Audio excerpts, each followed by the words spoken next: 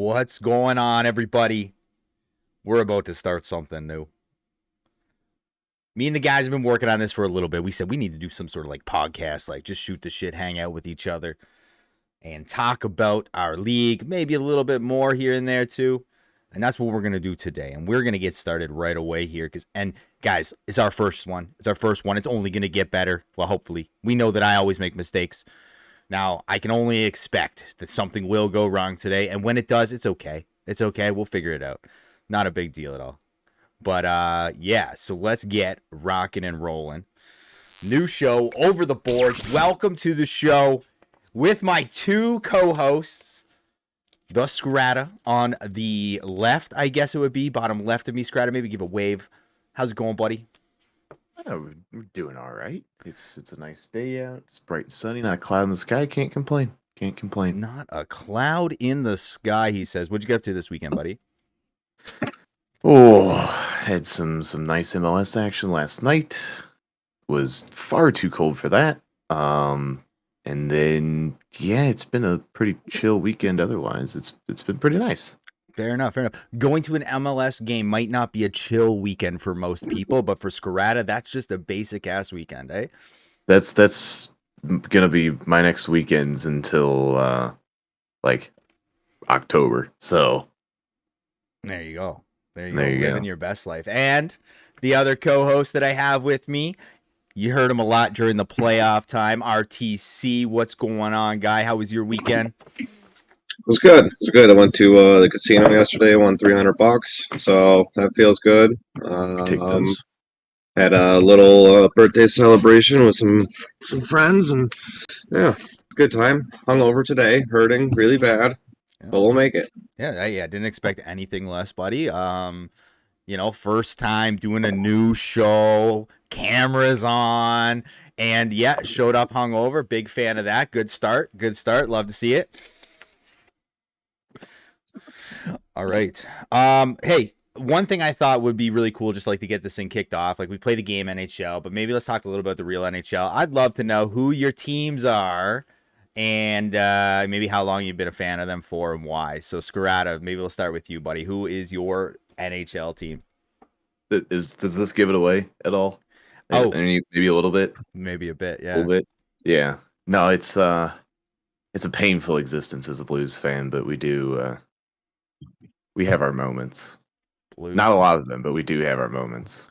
Yeah, you guys have had decent teams over the last little while. I got a lot of Let's Go Blues in the chat, so I'm glad we've got some representation. There's a strange amount of people in LG from St. Louis. It's like every shut up, Saturn. There's like every 10th person I meet, they're like, oh yeah, I've got Blues tickets tonight. It's like, what? So yeah, no, it's a fun existence, but it could be a little bit better. Fair enough. What about you, RTC? Who's your team, buddy? Sabres, unfortunately, just a lifelong loser. Always have been. Always probably will continue to be. Hey, Ryan O'Reilly, club legend. Yeah. The city of Buffalo is not exactly what you would call great at sports outside of lacrosse. So yeah, go Sabres. Go Sabres, he says. And I mean, I think some people would already know this. I am a Tampa Bay Lightning fan, and I didn't jump on the bus when they got good. I turned into a Lightning fan when Vinny LeCavier and St. Louis were tearing it up together. I really enjoyed watching those guys play, and that's what made me switch over. And obviously, we've had some really good years lately. I've been able to go down for some games too. It's been really cool too. But yeah, Sabres though, that's a tough one. That's a tough one to eat up, RTC. But hey, it's all good, man. They'll get better, right? They got a good young team, don't they? Sure. They had that really good guy for a while too, but is he still there? Jack Eichel, is that his name? That guy. Wasn't he the things that I want to say. He's supposed to be the future of that, isn't he? Jack Eichel? He's on the fucking Knights. Oh, he's not there anymore. Dude, that's so depressing. That sucks so bad. You're such a dick. I love it. Oh, shit. All right. Staying on the real hockey talk, we're going to try to talk about one thing from the NHL every week as well. Scarata, what do you got for us this week? Oh, well, I guess the headline of the last week or so as we quickly approach the trade deadline. Hey, we haven't heard a lot about that, I don't think. There hasn't been any blockbuster moves, but um, they're back at it again. They did it last year. They're going to do it again this year. Nothing says trade deadline approaching and nonsense like the Vegas Golden Knights circumventing the cap. Because here we go again. I believe it was Stone and Eichel are now on LTIR. Now they have 16.7 million cap space. So they'll just, they'll poach everybody for the league and then activate Stone and Eichel before the playoffs, and they're going to win another cup. So at this point, if you're an NHL GM, do you just like trade them a Vegas tax at this point? Like, I was going to trade this guy for 1 first-round pick, but just for you, it's 2 first-round picks. Like, is that... Am I going crazy here and thinking that just shouldn't be a thing? I know it definitely should be a thing. I think the NHL will address that at some point. They have to, right? If you see that happen again this year, like Tampa Bay did it a couple of seasons ago when they won their cup, right? Like, and that opened everyone's eyes. Like, what the hell are we doing? How do we let that happen? And then, Vegas is going to do the same thing. Like you said, like this deadline could get super, super interesting. But then you see like Suzuki in the chat here, right? Like people still make moves with them. People do it with them to help them out, right? Like, and I mean, they get stuff back. So, yeah, I mean, they're still going to make their moves, right? But are teams going to look at this and be like, do we really want to almost encourage this? I mean, like, we're kind of at a point where it's almost encouraging teams that are cap laden. Remember, like Vegas now, since they came into the league, they were the league's sweetheart for like the first year and a half. Because I mean, they made the cup in their first season. You never hear that, but then they quickly turned into this absolute glue factory of we're going to take on these giant contracts and we're going to trade them away whenever we feel like. What happened to Dadonov? I mean, like that whole debacle. And now we're just kind of stuck in this, Vegas is always the bad guy because A, they don't treat their players well.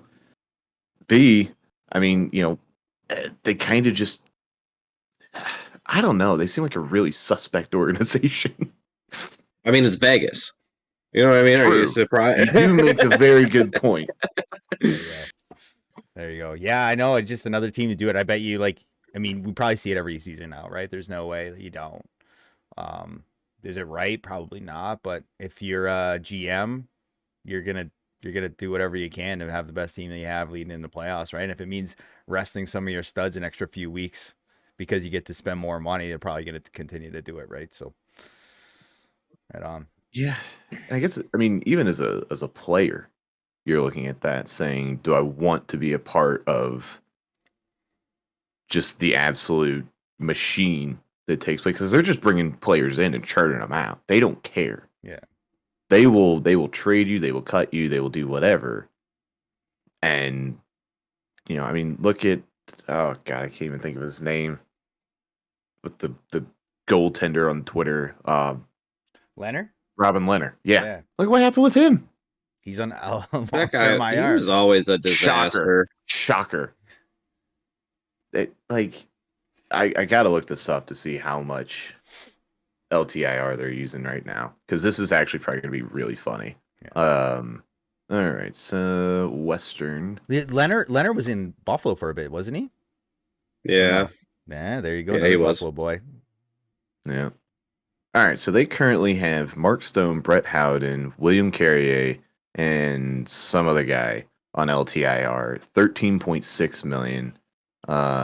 Jack Eichel, or no, sorry, those guys are on IR, so that's 13.6 million. Jack Eichel, Robin Leonard, and another weird guy on LTIR for 15.7 million. There you go. So they now have, according to Cap Friendly, as of today, it says their current cap hit is 90.9 million. So they're spending 8 million more than every other team just because they can sit on these contracts. Crazy, man. And they currently have $6 million in cap space, even though as of right now, as of the last time cap friendly was updated, they are spending $92.4 million on players. It's crazy, dude. It's crazy. And like What I said, we're other gonna keep team is seeing it. doing this? Well, Tampa Bay has done it. Who knows if somebody gets hurt close to the deadline? Who knows what will happen? Before we move on though, Def Grab, thank you so much for the gifted subs going to Gaines, Egan, Tommy Boy, Froats, and Jumbo Jonesy. Thank you very much for those gifted subs. And yeah, I think maybe something we can continue to follow here is this Vegas team and see what they do when it comes deadline time. I can't wait for that show too. That'll be a fun one. All right, RTC, you got an NHL topic for us. What is it? Auston Matthews. Everybody's talking about him, and it deserves to be talked about. The guy is on an absolute heater. In 56 games played, he's got 52 goals. Like, I mean, he didn't get one last night, but it's wild. I mean, it might be a record pace, I saw an interesting stat that he was compared to Mario Lemieux for fastest to 50 goals in a season. I think he was only 2 off Lemieux. And whenever, you're around Lemieux, that's pretty good company to be in. So, but it doesn't matter because he's on Toronto and they'll get swept in the first round most likely. So, dude, I think you made all the Leaf fans happy by like making sure that we're talking about one of their players, and you just absolutely hammered them with that one. So, are you saying this is a wasted talent that they have? yeah, I think it's very similar, and obviously I know that this is a hockey thing, but I think that's very similar to like Josh Allen, or even that kid out in the Chargers, Hubert, whatever. Herbert, yeah, Justin Herbert, yeah. They're fantastic, players all around. Auston Matthews being one of them. I really hope Connor Bedard doesn't fall into it. Connor McDavid, he's in the same boat. Can fall into that one. Bedard can fall into that one. That's fine. They're fantastic players, but will they ever get a cup? Yeah. Well, here's the question for you: if Auston Matthews is a wasted talent, where does he go? Because here's the problem: Vegas. So, yeah, problem solved, right? So here's the problem: is he's on $11.6 million this year. Obviously, they're not trading him. That's not really a discussion. He's got a 4-year contract extension at 13.25 for the next 4 years, and becomes a free agent after the 2028 season. Yeah, he's not going. So who's going to pay 13.25? He's not or going have anywhere. the cap space, unless we see some unprecedented cap, raising of the cap take place in the next 5 years, which could happen. But I don't know. So really don't. So where's know. Matthews going to get to for goals? Where like this season? It's insane what he's doing right now, right? He's got 52 and 56. Where does he end up? Where do we see him finish this season? How many goals are we thinking, RTC? I definitely don't think 80 is out of the question. I really don't. 80 goals. I mean,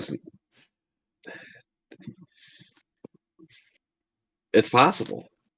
Maybe it was possible if like last night he scored one, but he didn't score any last night. He found his way on the but then he'll score 4. The next goal, the next game. Fair. That's fair. What are you thinking, Scarata? Can you get to 80? I don't think he's gonna get 80.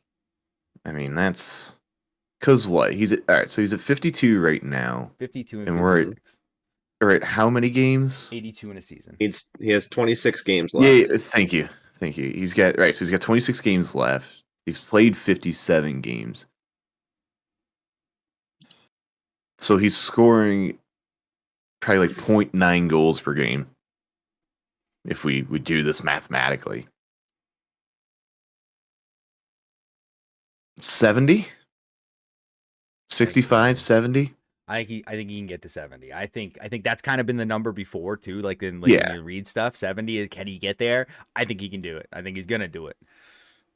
I think he'll get there. And now from points, let me look. I All think right, so our you're points leader is right. Kucherov. He's sat 8th in points. He's only got 25 assists. Yeah, he's not an I Apple didn't guy. realize He's that. not passing Yeah, the apparently. puck. He's just shooting everything. Jesus. Uh, If he gets an assist, it's an accident, dude. he yeah. He shoots it and someone cleans up the rebound. Yeah, I guess. I could see him getting like 110, 120 for Yeah, points. I think he's over 100 for points for sure. I don't but think. Yeah, oh yeah, 100 is a lock at this point. But go ahead, put your house on it. But Yeah. All yeah, right. Another storyline that we're going to want to follow. We can do like a Matthews tracker and see kind of how he's doing through the year. The Leaf fans will love that. Hey, I just wanted to quickly mention Bedard's back, right? Like he was off for a bit. He is back now. For me, when this happened and he got that injury, obviously a jaw, like not crazy bad. Luckily, I think he fell into that All-Star break when it happened. But I was worried, right? Because this kind of gave me that reminder of like what happened with McDavid in his rookie year, right? He didn't win the Calder that season because he hurt himself, right? He busted his collarbone or whatever, clavicle or whatever it was. And then he didn't play enough games, and I think he was like third in voting for Calder. And it's like a generational talent like McDavid didn't get Rookie of the Year, and then you worry a little bit when you see this guy go down and get hurt, and then it's like, is he going to get snubbed on this? But I think he still got it. He's still the leading points guy. He didn't miss enough games. He went out on January 5th, came back on February 15th. And he's still leading all the rookies in points. I think that he's still the front line leader here for the Calder. I don't know what you guys think. yeah. I mean, Yeah. really, the only guy that can equal him is maybe Brock Faber. Maybe you can make an argument for that, but when you have a guy that just, and I think the difference between him and McDavid is that everybody was also keeping an eye, on okay, McDavid going to Edmonton because that was the same year that Eichel came into the league too. And so, okay, does Jack Eichel potentially have something going here? And then he got injured, and it was like, okay, well, I think he was out for 20, 30 games too. Mm-hmm. It wasn't like just a couple of weeks. And so I think you're right with, Bedard getting lucky that fell over the All-Star break. Only missed, I think, 7 to 10 games. And so, and then you kind of have it as well where there's not as many of these guys that also came into the league with him as well, where you're like, right. Then, combine that with the media coverage and everything. Like, how many guys do we hear about, their CHL performances? We don't get many of those guys. Like, Right. especially in the US, it's like they were going out of their way to air Regina Pats games. That doesn't happen in the US. Nobody cares about the CHL in the US, if I'm being completely honest. So I think it was definitely bound to happen from the start, and I think it would have taken a monumental injury for him to not be in this conversation. If he doesn't win it, it's probably a robbery at this point. For sure. Unless he gets injured again. What do you think, RTC? Can he get Unless he gets injured. Oh, I think he's got it unlocked. Yeah.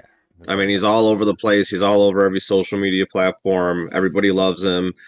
He's putting on the show that all of us wanted to see out of him, and he's doing it. It's impressive. Yeah, and it sucks, like, because even in McDavid's year when he did lose, and I saw, I think it was a TJ in the chat, Panarin, I think, won it that season. It's still it's still an absolute robbery, right? Like, he was still by far the best rookie that played that season, but because he played limited games, he didn't get it. But anyways, speaking of like guys lighting up the league, though, before we move on, and it wasn't even part of our thing, did you guys see Byfield's goal the other night? No. Definitely worth watching. It was a nasty ass goal. Yeah, he like took one hand off his stick as he made a move, and like it was just nasty. Take a look at it when you get a chance. We don't need to look it up right this second, but I'm looking it up right this second. We can move on. You already had me. As we move forward, now we'll start to move into some LG stuff. And the first thing that I wanted to talk about, and I've already gotten called out for being a troll already to RCC, but I'm gonna troll a little bit for both of you guys. Talk to me about it. I got two guys in my co-host this season. They lost in the finals. Scarata loses in the AHL finals, and RTC, the Reading Royals lost in the Game 7 finals. I'm gonna start with Scarata. Your team kind of like buzzed about halfway through the With season, those turned faces. it up, turned it up, and you know, you guys were like one of the best teams in the second half of the season by far. Crushed it in playoffs. Get to that final series. What happened, buddy? I think a lot of it just came down to, there's only so much pixie dust, right? There's only so much pixie dust, and it's not to say that we had no business being there. You look at that group of players, and it was like, yeah, they either went to the NHL this season, or they all got paid in the A. I don't think there was a single guy on that team that is in the ECHL or anything like that. I mean, I think it just came down to, uh, regular season hockey against playoff hockey. And I think we played very, very good regular season hockey, so much so that it translated fairly well to the playoffs. I think a lot of our matchups were favorable as well. I mean, we didn't have to play San Jose, who was the 1 seed. I think a lot of our surprise, we did extremely well against that Texas team, and that Texas team was very good. I mean, Crow and Ozzy, love them both to bits. Build incredible teams. They've done so again this season. And I think, Bakersfield, we played well all season. Iowa, I mean, our first season against Iowa, I kind of knew, right, this is going to be a quick one, because just the way that team played was so gung-ho that, and we were not the greatest on the back end, but we knew how to keep the puck out of our own net and just kind of swarm the other team. And if you didn't play good defense against us, you were not going to do well. And I think that's exactly what Vault did. Even early in the series, you look back at games 1 and 2, I think things went good but not great for us. But then that game 3 was the backbreaker. That game 3 where we blew a 3-goal lead, and then there was maybe some games being played in the middle of that game as well, with some lag outs, and then another lag out. Now we're getting ECUs in, and I'm sure I'll probably take some flack for that at some point, but it didn't look great on the outside, that's for sure. But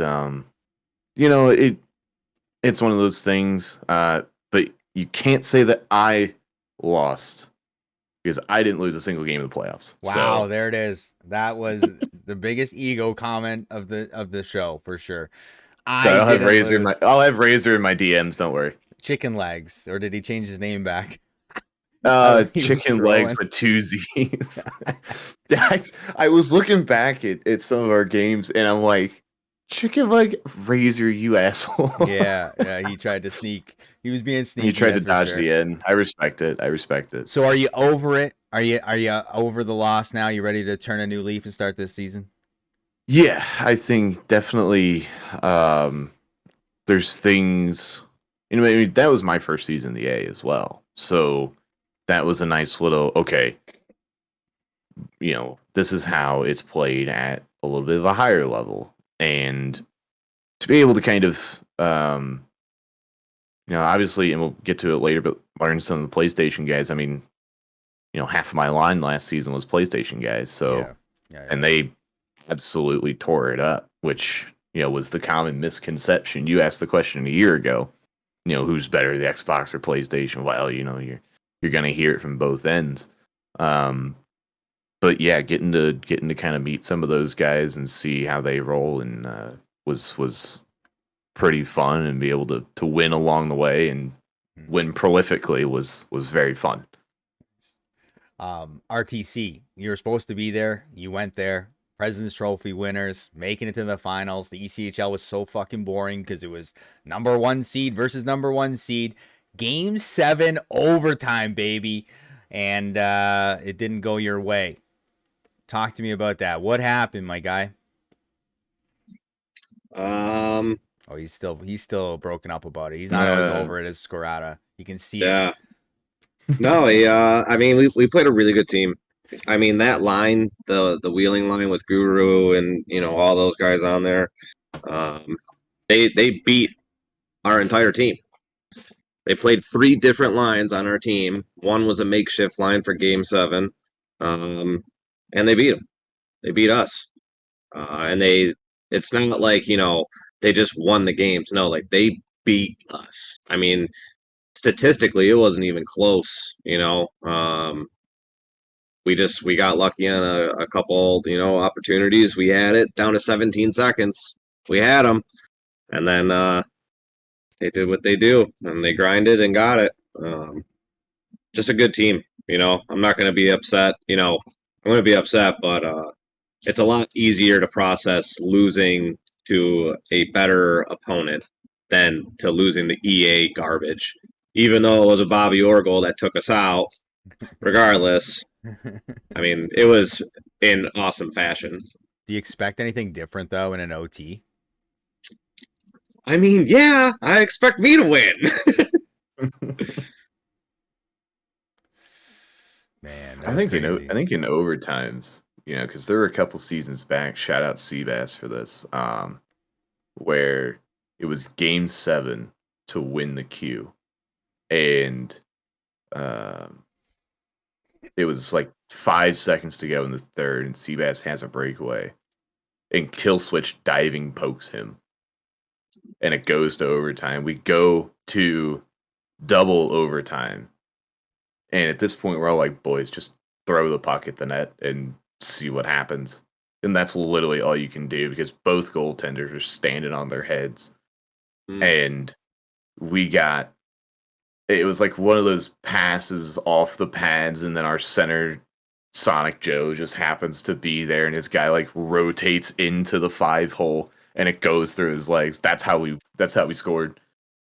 That's how it always Like, is, man. I think yeah, in real life though, it's usually like greasy ass goals in overtime. Right? exactly. It's like because everyone's just trying to play mistake-free hockey, and something lucky's gonna happen, and that's it.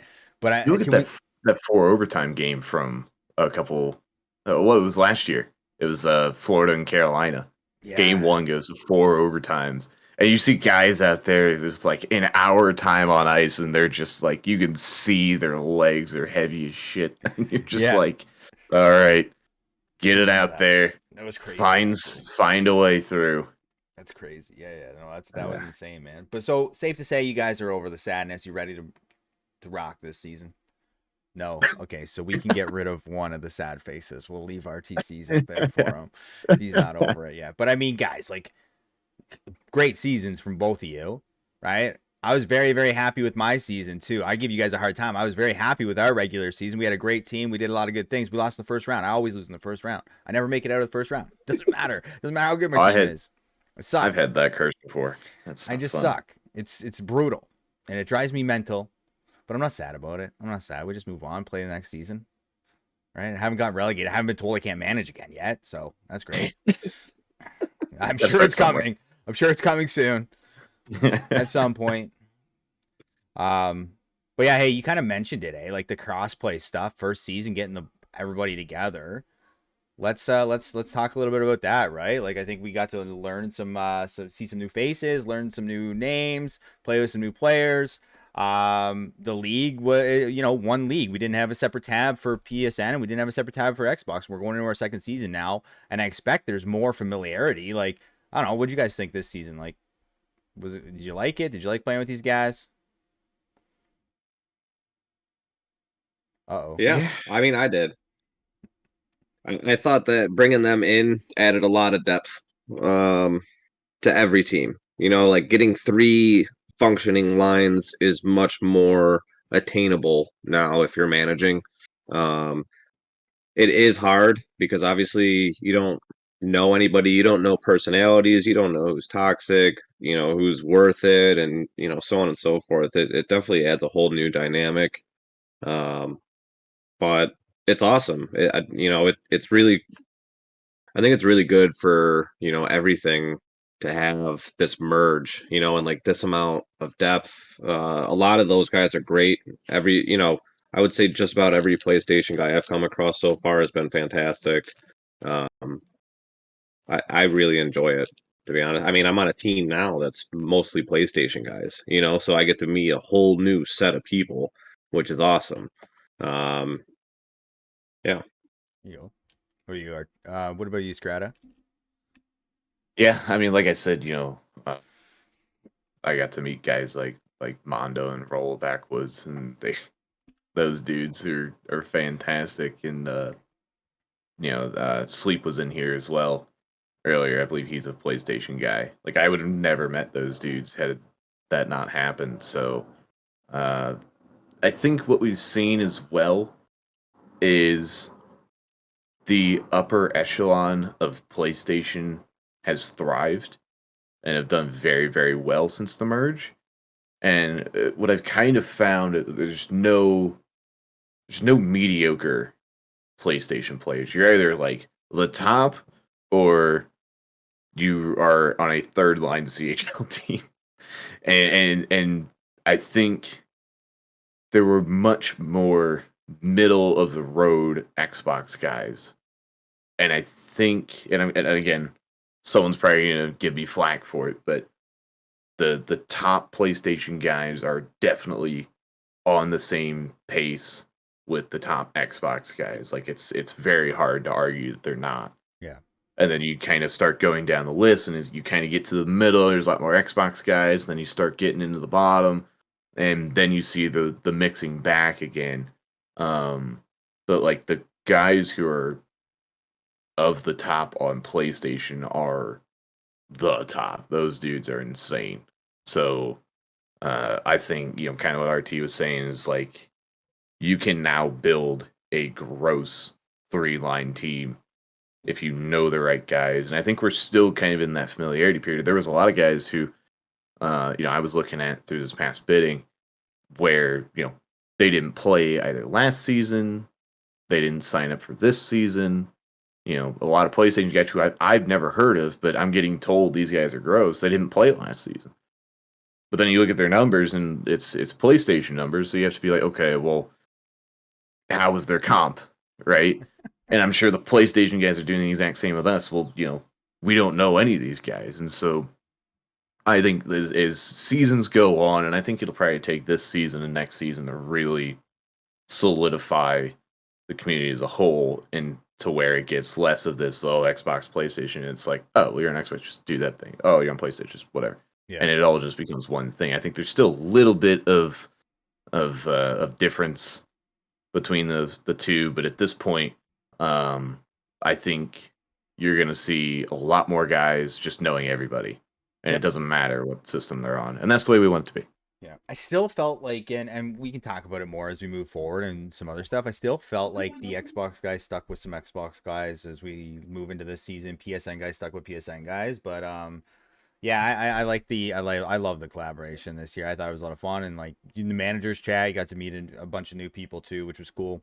But yeah, no, I think it's awesome. I think it's probably a lot more easier for the league to manage too, with everybody being in one league as opposed to, having two CHLs and having two AHLs and having two NHLs. Like it's got to be kind of a pain in the ass, I think, in that sense. So they probably helps them out a lot, like our commissioners and our Bogs, right? So, and respect those guys for all the work that they do too. So I think maybe on this topic it's probably a good time to bring our guest in. What do you guys think? Get his Why take. not? Hey, I don't know, McDonald, if you can hear us or not yet. We can get this rocking and rolling. I think we're gonna try to get the camera up if you're good to go. Well, he tries to figure that out. Did miss a couple gifted subs, so Busted Dimes gifting a sub to TJ earlier, and Rain87, the only patched one, got a gifted sub from Rain. Thank you, guys. Let's see here. Mr. McDonald, can you hear us? I know he's in the chat. Nope. Oh, hello? He just popped his camera on. Oh, is his camera on? I think. Okay. I think. Let's see. Yes. It was on he's for there. 0.5 seconds. Yeah, hold on. Let me figure this out here. New, using collab cam, new thing, love it. I just got to go to the properties. There we go. We need to add a new source, and where are we gonna put them? This is gonna be big, I think. Actually, Yeah. hold on. We've got vertical cam going for him. Oh, is he like straight up? Mm-hmm. Whatever. We'll make it work. Let's see here. Right now it's just black though. I don't see him. Yeah, he's popped up a couple times. I don't know if that's him doing it or if he's like swiping in and out of tabs or whatever. There he is. Oh, there we go. There we go. Can you audio in the Discord? It doesn't look like the mic might be working in our Discord chat there, sir. See, we'll get it all figured out here in a second. What's up, Ballsy? What's going on, Rapier? Nothing yet, buds. Oh, there he goes. You hear me now? I can hear you. Yeah. That was super weird. It was like trying to force the audio through the video. Yeah, so I think if you just mute that, it should be okay. But yeah, now we lost video. So if it's not going to work, then it won't work. But we can try. Let's see. Or if you want to do the audio through there, I might be able to actually unmute just your cam. Sure, try that. Oh, you're good now. You're good. We're good. Good? Yeah, man. You can see me too? Well, now I can't, but it disappeared again. Hang on, try this. How about this? Good. Better? Good. Golden. Best I've ever seen. Sweet. All right. And you can hear me all right? Yeah. Have you been following along with what we've been talking about? Yeah, listen to a bunch of its stuff and Cool. Crossplay.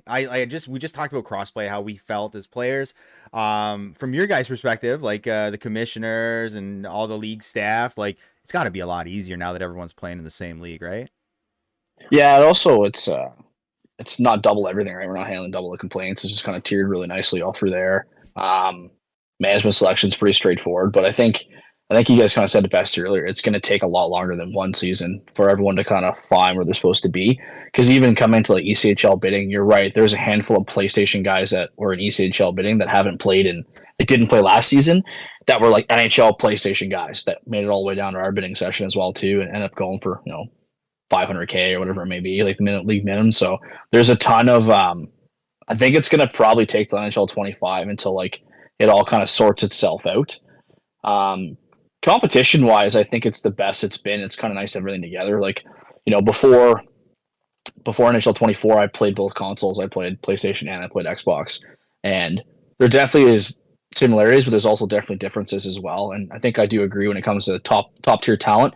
Maybe at the most, the 1% top tier, Xbox has the best, which we kind of saw with crossover finals and NHL in the game last year, where the PlayStation guys at the very highest level couldn't touch Xbox at the highest level. But as you start filtering down, like the top NHL guys are just as good as the top AHL guys, are just as good as the top, CHL guys across every single tier. So once they start to blend together and move together, it's going to make a big difference on like who's going to fall where and who's going to be what. So I'm definitely looking forward to seeing how that's going to play out. But the biggest thing I think is people need to start scouting more across the consoles, because I agree with you. It's like Xbox guys are just like stuck in their ways. I want Xbox players, and PlayStation guys are like, well, I want PlayStation players. And then when bidding starts, some teams are smart this time. They threw out like 8 or 9 bids right away. So as teams were battling for some of the top names, we just see like 750K steal, 750K steal. There was just steal after steal after steal because everyone was so focused on a couple of big names that it was like, oh my god, that guy was $6 million in the NHL and PlayStation like 3 years ago or 3 seasons ago. So no, I definitely I like where it is. I like where it's going. But it's going to take a little bit while because again, I still think we're going to end up seeing. We're probably going to see some mismatches in this season based off of the fact that there's still some people that like have no idea who is who, and they're about to find out. So yeah, I will say though, I think like last season was obviously like a first season together, so it's kind of like everyone got to see what tier we're actually supposed to be at, and especially with a new game too. This game is way different than the other game has been, right? And it's like I felt like the ECHL this season, I think there were some good moves on new management coming in for some teams, and I think everyone kind of got an idea who can play at that level. I think the ECHL is going to be pretty pretty tight. Now I know that's only one of the 4 leagues, but I think the ECHL is going to be extremely tight. I don't know what the AHL and stuff looks like, but I think as we continue to move forward, everyone's going to start to realize like who's good, who's not good, where people need to be. And like you said, right, those 750K steals start to maybe slip away. This season was there definitely was a lot of them, right? Yeah, I know for sure. There's a guy I played with back in the day. He played center on PlayStation, and I saw him in ECHL bidding as a defenseman. So I told our team right away, I'm like, if we need a lefty, this guy was like $5.5 million PlayStation NHL. I was like, go get him. And by the time we kind of came around to it, it was like he was already gone. But I do agree. I think the ECHL is going to be there's going to be some tight games, which is going to be interesting. I think there's a couple teams that are going to get their eyes opened up big time because they're far from ready to play in that competition level that's going to be there. But I definitely think there's like when it comes to like top tier ECHL team top line versus like another top tier team top line, it's going to be really, really, really tight, really good games. So yeah, sure. we'll see. We'll see for sure. Sweet. All right. I think so. We were going to actually talk a little bit about bidding because we just got through it. And I think it's great to have you here for this.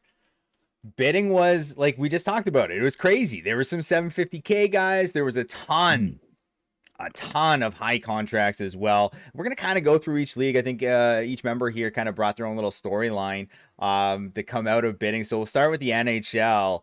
Scarata, what did you have for this one? No, I was just curious, and Brody, you might be able to speak to this a little bit. Did New Jersey forget that bidding was taking place? What happened there? Yeah, because like I don't know. I believe they didn't throw a bid out until the middle of the second day, That's crazy. or like late that morning. Like there were dudes already getting like awarded to rosters before they started like actually getting involved. Yeah, bold move And- on. Yeah, I don't know. I don't know what happened there. Like that's an interesting strategy, to say the least. But again, we'll see how that plays out for them. They may get their eyes open big time, right? Like, Let's hope. So- Let's Yeah. hope it works out. I was pretty disappointed last season to see, you made that little bit of stride there, getting the esports teams now kind of involved in the NHL, and a couple of those esports teams were the absolute worst teams in the NHL last Mhm. season too. So let's hope it Yeah. works out for the Devils Gaming Group. But speaking of bold moves, and I'm just going to go right over to the next one. RTC found something that was extremely interesting, and I really think we need to understand what happened here. RTC, tell us about the Rangers. What the hell did they do in bidding? Rangers. So it wasn't just the Rangers. It was the Okay. Rangers, the Red Wings, Winnipeg, Edmonton, and Buffalo. But mainly the Rangers. So the Rangers, with Doust and his management team, bid on 6 separate players and outbid themselves on them. So I get it that there's a strategy, where you're trying to like kind of maybe sucker some people in on it, but 6 separate ones. It's pretty aggressive. And at first I didn't really believe it because last year during bidding, at least for the ECHL, it was wrong. The post bidding thing, it had the wrong emblems with everything else. It was very easy to see, oh, this team bid on somebody, but in reality they didn't. But not this time around. I couldn't believe it. And they won a few of them. So not a great strategy. Like CM in the chat actually just made saw a that. really good point. Yeah, he said it's on purpose. They didn't want to manually type a number and mess it up. What do you mean? Because bid their way to a price they wanted. yeah, I Oh, can actually understand that. Yeah. So if that's the case, I'll allow it. so like I'll you're allow saying like if they want a guy for 1 million. So instead of like going 1 million and mistakenly putting in 10 million, they go first bid, Exactly. second bid. Yes. Yeah, okay. Yeah, Yeah. okay. I could understand that. Yeah, we Well, I need the separators in that bidding Yeah, number. give me some commas, please. Give me Yeah. some, because I almost did that, and I Some had skinny- I was skinny fingers. literally taking my finger and counting the zeros to make sure that I wasn't about to just like put 10 mil on a goalie or something. That's a good action, I bet you. I can probably pass that along. That's That would fun. probably save. That would, you know what? That does make a lot more sense. Why there was so many self bids, if that was the case. Yeah. If that's not the case, I think it's absolutely ridiculous they did that. But Dude, CM saving guys from being Yeah. jerks. big Man of the people. insider CM. Man of the people. Dude, like it makes way more sense now because there was one where it was 4 in a row. They took them from 2 million up Yeah. to 2.75 Oh. themselves. yeah, that does make sense then. I Yeah. have to assume that's probably what it is then. That's hilarious though. It looks so Yeah. good. I wonder if like all God. this time we've been chirping people about this in bidding, and that's the strategy. Is that they just Yeah, but don't see, wanna I've make never a even mistake. thought of that. Neither have Of I. like, You think Yeah. someone by now would say something too, like, "Hey, by the way, this is why we're doing it. We're not stupid." yeah. Fair. That's so funny, man. Yeah, that's crazy. The what I had from the NHL is the Sharks gaming team. They are going to start the season with their number 1, number 2, and number 18 draft picks. So they kept all 3 of those players on their roster to start the season. I don't know if we've ever really seen that before, but they did have the 1 and 2. But I don't know if we've never seen that before, and it makes me really enjoy how we did the draft this season. Because you're getting good talent to be able to go and play right away for a team, right? Whereas I feel like in the last few seasons, like the draft has kind of been weak, man. Like it's been bad. And now that it's like you include all the CHL players for this season, I think it made it a little bit more impactful for some of these teams. I don't know what your thoughts are on that, McDonald. Again, it's one of those things where we'll see how it plays out. You know, the drafted player pool strength wise hasn't really been what it's been, right? We've kind of had that same steady, 3,000 player pool for so long that it's like you never really find someone that's that crazy good in the draft. So if they end up being a really good team, I think it'll be really interesting to see how effective and how much of a contribution those draft picks are going to make to the overall team success. So yeah, we'll see. Now, We'll see. Are we going to keep doing the way we did last season? Like, will the CHL players all be eligible for the draft? There was something we found that would cause an issue that we're trying to tweak. We'd like to keep it that way, Okay. but we're just trying to make sure we can ensure that there isn't an issue moving forward. Basically, what ends up happening is like if a player, the player can't have a contract at 2 different levels, right? So we're trying to figure out a way to how it would affect some of those veteran players. But overall, the idea was when we sat down was like, okay, veteran player, they're in NHL bidding, AHL bidding, ECHL bidding, CHL bidding. So they've been passed up all the way through. They've been passed up all the way through. Maybe it makes sense to give them an opportunity to be drafted to get that second shot at the NHL. And especially right now with the leagues being combined, because you might have a guy that, like, again, PlayStation legend no one knows about, hasn't been around a while. And it's like, well, he sneaks all the way through, lights up the CHL, and they go, oh, maybe he can still play. So ideally, that's how we want to keep it. There's a few little things we have to tweak to make sure that we can continue that way. Yeah, good question in the chat. The only LM. What if someone in this is in the C and then they swap positions the following season? So some stud did to that. go as We a already dealt with goalie. What's that? So we already addressed that. So whatever position like let's say right now, season 47, your CHL position as a veteran, when you get drafted, that's your draft position. Okay. That's right. Yeah. So that because we had to revert a handful of people already. Because I had one guy in my inbox yesterday upset because I think he was a left wing in the CHL last season, had a decent season. He was one of the last draft picks taken, and then this season coming in, he signed up as a left defenseman. And the team that drafted him thought he was going to be a left defenseman, but he's a left wing. So the guy's like, "Well, I'm stuck one more season in the CHL because I'm not really playing my real position." Got So you. too bad, so sad, unfortunately. But we have to have the rule place so you don't end up with the situation like you just described. Love that. I love that. Any again- takeaways? Oh, go ahead. Yeah. And again, it has to be players that have gone through bidding. So it's not going to be like, a veteran player can sign up the last week of the season, be an RAV to the CHL and get drafted. You literally have to be there from the beginning and go through all the bidding sessions. Yeah. No, that makes sense. Any takeaways you had from NHL bidding? Oh, you guys were talking. I was looking up something here myself so I could add to this. I'm going to go Dallas Stars GM. Jay Claus is back, baby. So That's sick. top tier, like arguably one of the best players that's ever played on PlayStation, has returned. Incredible centerman. Was a centerman for Isles Gaming in the beginning, so he's back playing up the middle. They have a really interesting roster too. They've got a couple like steals at 750. Plus they've got some big dogs to carry the weight, so I think they're going to be good. But again, it'll be interesting to see how Jay Claus is not playing in the last couple seasons. So Yeah, we'll that's go from sick. there. That's sick. That's a good one for sure. Mhm. AHL bidding was right after the NHL. I think biddings have been so much faster over the last few seasons. I've really enjoyed it. Scarata, you had something about, we were just talking about 750K contracts. Scarata had a stat on the 750K contracts for the A. Yeah, so kind of to build off your point of there's guys who are slipping and bidding and then continue to slip.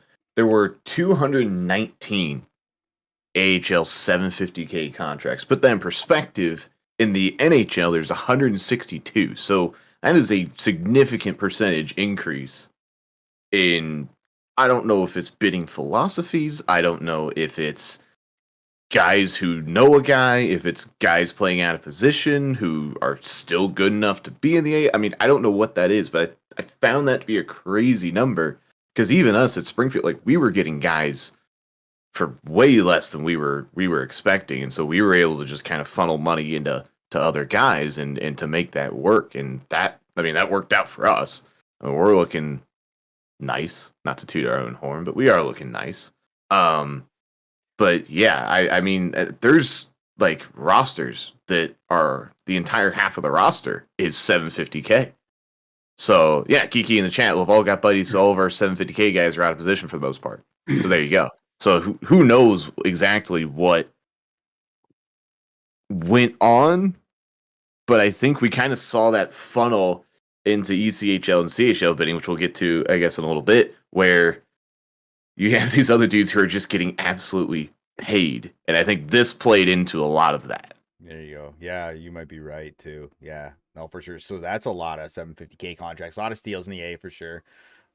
We were gonna see a waterfall effect though, right, from league to league too. Like there's so much depth for that AHL that it's easy to sneak some bids. Well, like McDonald said earlier, right? Like looking at all those other big guys that are getting bid on, you're sneaking these 750K guys in, and all the 750K guys are good players now, still at the AHL level. So, but yeah, no, it's sweet. RTC, you had a comment about one of the managers moving up this season. Yeah, so Goon and the Rockford team, they're getting their crack at the A, moving up. So last year, I mean, they made what, third round of the E, Yep. second round maybe, I don't know. And then year before they were in the Mem Cup. Two pretty good seasons of managing right there. So it's awesome to see somebody move up, regardless of what people have to say about individual skill and all that stuff. It's no denying that Goon always puts together a good team, along with Deeks and Fazardo. But yeah, I think that's it. That's what everybody's goal should be, is moving up, until you get to the top. Keep challenging yourself, keep, making the league better and things like that. Don't just, try to dodge things and everything else. You should want to move up. So just wanted to give a quick good luck to Goon and Rockford. So nice. I like their defense. So That's nice about, of you. their defense and goalies. That's not it. I don't That think that team they're is going to have the not going to forward. be the team. No, I have to I didn't agree. want to say it. I didn't Yeah. want to say it. I don't want to sound like an asshole and troll or anything, but Goon's got his work ahead of him. It's not the team. So It's not that, like, yeah. they're going. I think they're going to have a tough time this season. I Again, yeah, I got that no ain't problem it. with the guys. I think you're right. I think they've done a great job managing for the past however long they've been managing. They build competitive teams. They beat our ass in the first round, kicked our ass in the first round, and yeah. So moving up, and I love the idea of like a manager who can they didn't finish first place, they didn't go to the finals, moving up, because you find there's a lot of really good managers that could have moved up that don't either, right? So it's cool. Go take that challenge. But I do not like the way this team was structured at all.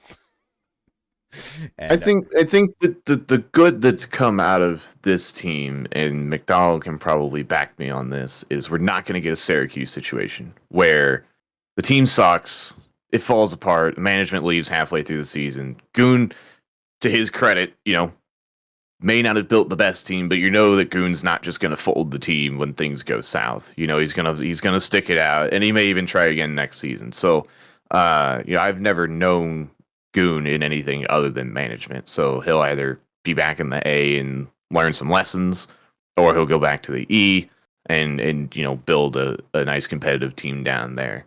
But yeah, to your point, I see a lot of problems with this team. I see just some guys who could very well get hung out to dry this season. But that's the way it goes sometimes. So you just gotta roll with the punches a little bit. Yeah, for sure. What do you think, McDonald? Have you seen that roster yet?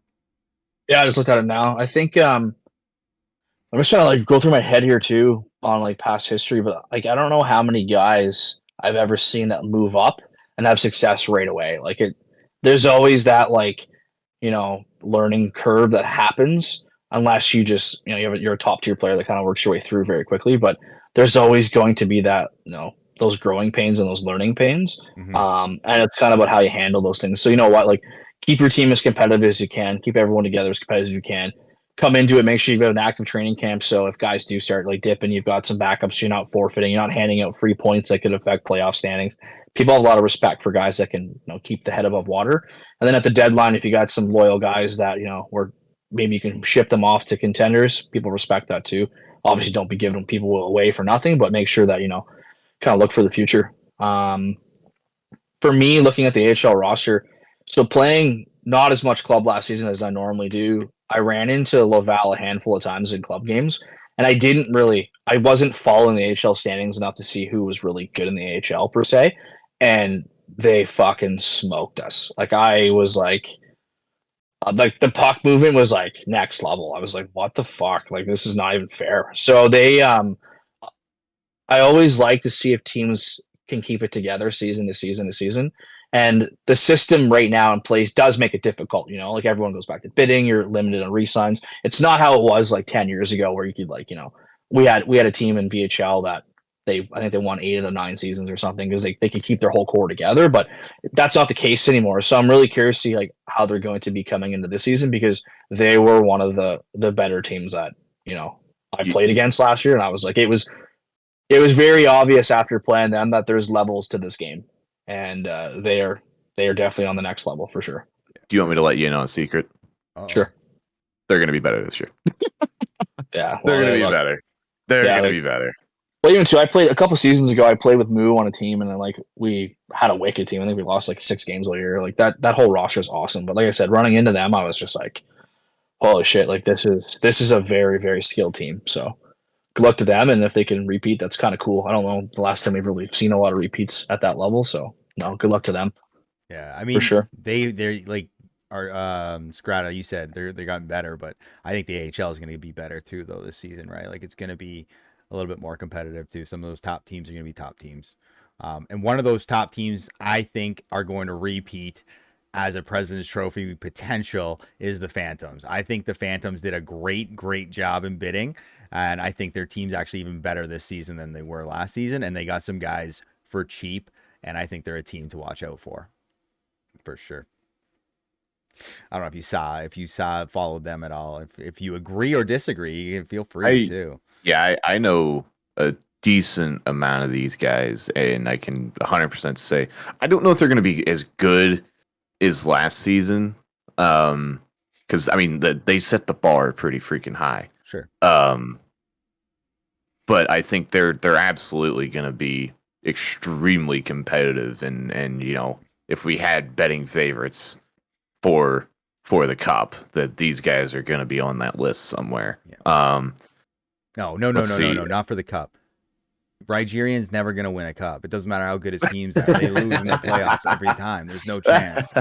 I'm sorry, Brian. I saw him in the chat saying getting love from Kahuna, but like, no, you have a great team, but you're not going to win in the playoffs. I don't know what it is. He's been cursed. Like, at least he made it through a few rounds this season, and I can't speak because I suck in the playoffs too. So at least he's not like Deke that's lost like 4 cup finals in a row or whatever it is. That's tough. Yeah. That's tough. All right. AHL, any closing words on the AHL bidding? McDonald, anything from you? I definitely agree with like what you guys kind of said. Like I think I think the gap is going to close a bit here. Like, I think last year in the AHL and even last season in like the ECHL, the shitty teams were shit, and they got blown out big time. I think we're going to see less shitty teams like that. I think we just spoke about one that's going to get their eyes open, but I think there's going to be less of that than what we've seen in the past. And I think the closer we get to NHL 25, and even a year from now, the more that gap's going to close, and it's the more competitive it's going to be across like all three. Yeah, So. yeah, I agree, man. I agree. Like, there's gonna be no Syracuse there this season. Yeah. Yes, 100% I agree with that. Fuck, man. Like, And I shout think out what was to nice Mancy too for like handling yeah. that AHL situation as well as he did. He did everything he could to make sure they tried to field a team after everybody disappeared, right? So like, yeah, hopefully we don't have to run into issues like that again.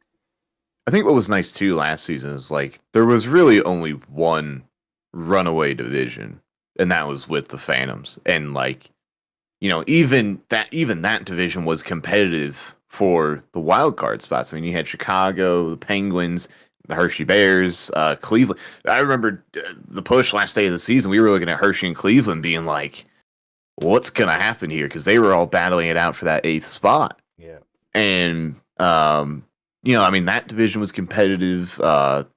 Even the Western Central with Texas and Milwaukee, Iowa was in that conversation. Milwaukee completely bottling the division inexplicably after having an incredible lead halfway through the season, and then just apparently, coasting the last half of the season. I don't know what happened there. And then obviously, Western Pacific as well. Bakersfield. I mean, San Jose was always in the driver's seat, I think. But Bakersfield and obviously Abbotsford were up there too. So that wasn't as competitive, I think. But you kind of mentioned the walkover teams. Your Coachella, your Syracuse. I'll throw Manitoba and Rockford in there just because I'm looking at teams that didn't hit 70 points. Yeah, but there's like the issue with those teams though, they were forfeiting a shit ton of games at the end of the season. Exactly. Right? Like, yeah. It's like once they were out, like guys just stopped playing, and we got to find a way to stop that because, and I know it's not easy to do, right? Like I know there's no easy way to stop that from happening, but the issue at the end of the season when teams start to forfeit these fucking games, man, is they give teams these free points to help them like get past a team that's like, they're fighting with for a playoff spot or something, right? Like it sucks. So, yeah, to kind of put that in perspective, if you didn't have 100 points last season, you didn't make it into the playoffs in the Western Conference. That's crazy. Which I don't think there's going to be. We had 11 teams across the AHL hit 100 points last season. Maybe 4 hit that this season. Yeah. Maybe 4. Like, what's your take on that, McDonald? Like these forfeits at the end of the season. Like, there's nothing really we can do, right? Well, what we have been doing in the past is we did it a lot at the NHL level because that's where we're seeing a lot of issues. Is like the staff look at all of that and we just carpet bomb the whole team. We just ban everyone, and it's like it's on the player to come to us and be like, no, like, I was around, I was available, I was around. To like show us they were actually available, they were actually around, that they weren't the reason the forfeits happened, and then we just hold people accountable. Yeah. We've got some crazy ideas for this season too, and what we're going to probably do is at trade deadline, we're going to put out a big thing being like, this is the expectation. As a player, don't leave your Discord, communicate, cover your own ass, screenshot your conversations, be available for your games, be in the club if you have to be, because at the end of the day, if there's forfeits and managers are not doing their job, we're going to walk in, we're going to carpet bomb the whole team, everyone's getting a capital ban, and it's going to be like, it's up to you to show me that you are actually there, and if you can't, too bad, so sad. Because at the end of the day, it's like when the playoffs are tight and the races are really tight like that, it's like if a team gave up 14 points in the last week because they didn't even try, it's like that's a lot. That's a big swing, and then not get bumped teams out that maybe shouldn't have been bumped out for something that's like completely out of their control. It's better. It's the best when the games are decided on the ice, and it's not like with forfeits and bullshit like that. For sure. No, yeah, I love that idea too, right? Like you'll get the people that were there, they're gonna and they want to play, they're gonna reach out to you, right? Like right away, they're like, yeah, no, hold on, I was good. And that's the thing too, but I was there. Well, that's at the NHL level. Like I noticed this year, like there was probably like I don't know, maybe 20 appeals I had to look at. And almost every one of them, I looked at the whole thing. I looked at the ban process. I looked at what the player provided me. And I was like, this is 1000% the manager's fault. Like, this is on the management team and that team that this fell apart like it is. Because it's like, I've got 6 players from the line that forfeited all 3 games in a night. And every single one of them had a decent, like, hey, I was available, showing screenshots of this and that. And I was like, why didn't it work out? Oh, because they had one guy that wasn't available and they couldn't get an ECU and their management just kind of like let the team fold. I was like, that's a problem. Yeah. So no, for sure. ECHL bidding. I think this one was a little bit more competitive bidding. Like, it got really crazy, and I'm sure we'll talk about that. Maybe we can talk about that right now. RTC, you wanted to talk about one of your good buddies who just went absolutely to the moon. Who's that? Yeah. Morrow going for 9.25. The highest paid man. He obviously I talked to him a lot. I was asking him, I'm like, dude, who is bidding on you? And he got tipped off or whatever. And I guess he knows like the know pretty well from way back in their day. They have a lot of history together. So it's not too crazy to see that team go after him. Ultimately, I think he's happy just to, be on somebody's team that he knows. But at that price, how happy are you really going to be? You know what I mean? I've never understood managers. Not that, I'm like this crazy good manager or, anything like that. But I never see the strategy on spending so much cap on one player. I feel like that would hinder your team. And it hinders, Morrow too. God forbid, he's now untradeable ever. And if he gets waived, he'll probably go all the way down to the NCAA. It's because who's going to pay for his cap? And then on top of that, if he wants to manage ever again, he has to just straight up be an owner. Yeah, I think. I mean, they'll find a fix for something like that, right? Like now, yeah, he's gonna be an owner or GM, right? GM doesn't have a contract. Yeah, whatever the free contracts are. But I mean, he has if to be he a free goes, contract, he can't be non-free. Yeah, right, no, right. Sure. And so it kind of stinks. It's kind of selfish for an owner to do that to a player. I think. Chill out, bro. I had him at 8. I was taking him at 8 million, bro. What the fuck? Just roasting me on this show. But like for me, I was gonna take him. I was never gonna. There was no intention to move him. It would have been me, him, and Noob. We won a gold medal together. He wasn't going anywhere, even if he wanted to go away. We had a plan. Like I think McDonald. We talked a shit ton about this in my Discord recently because it was crazy how it happened and how high his contract is. But I was like, we had a plan, right? So if there's a plan in place and it works out and your team doesn't look like an absolute dog water, then you're fine, right? But right. And I mean, you can absolutely fill a team with a lot of great 750K guys. Like there's a lot of really good players out there. There's a lot of really good 1 mil players out there. So I get it. And at the end of the day, I am a firm believer of if you want your guys, go get them. Like whatever the cost is, go get your guys. So I see it from both sides. As long as it's not detrimental to your team, right? Like it doesn't screw your team over. And I think that was McDonald was really pushing that in the Discord too, right? And I swore it was you guys because we were going through bidding there. Morrow, obviously, in the Discord was like, holy, another one. We were all chirping him, right? And McDonald's like, I'm trying to tell my manager to bid on you. And then there was a bid, and I was like, that fucker. But because I forgot you guys had played together too, right? McDonald, you guys played Morrow and Braden. Yeah, we did. No, we didn't place a single bid on him. I know, I saw that. I don't care what anybody says. He ain't worth no 9.25. No, he wasn't worth 8 million that I was in on him on, but we still was gonna give it to him. Something I just noticed.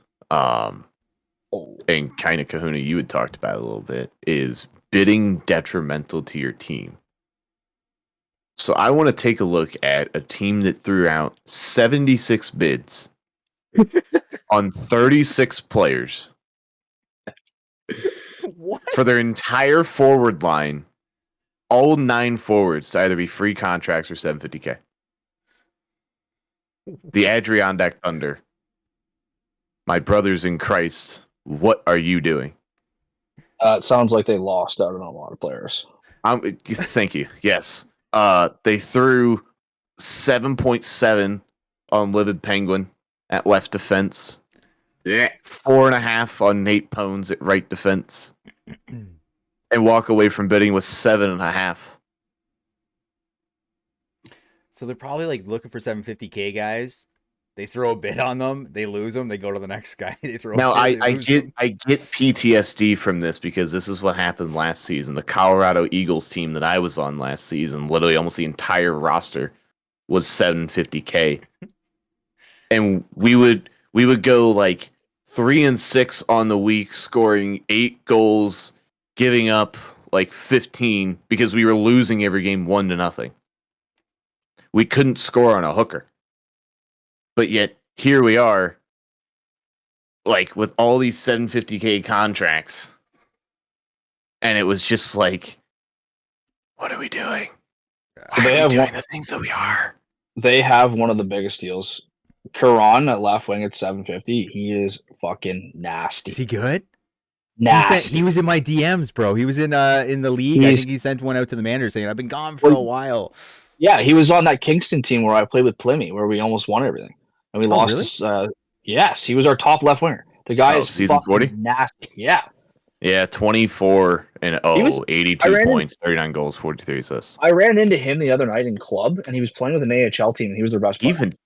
Dear God, season 43, 14-7-3, 90 points. He's fucking nasty. There you go.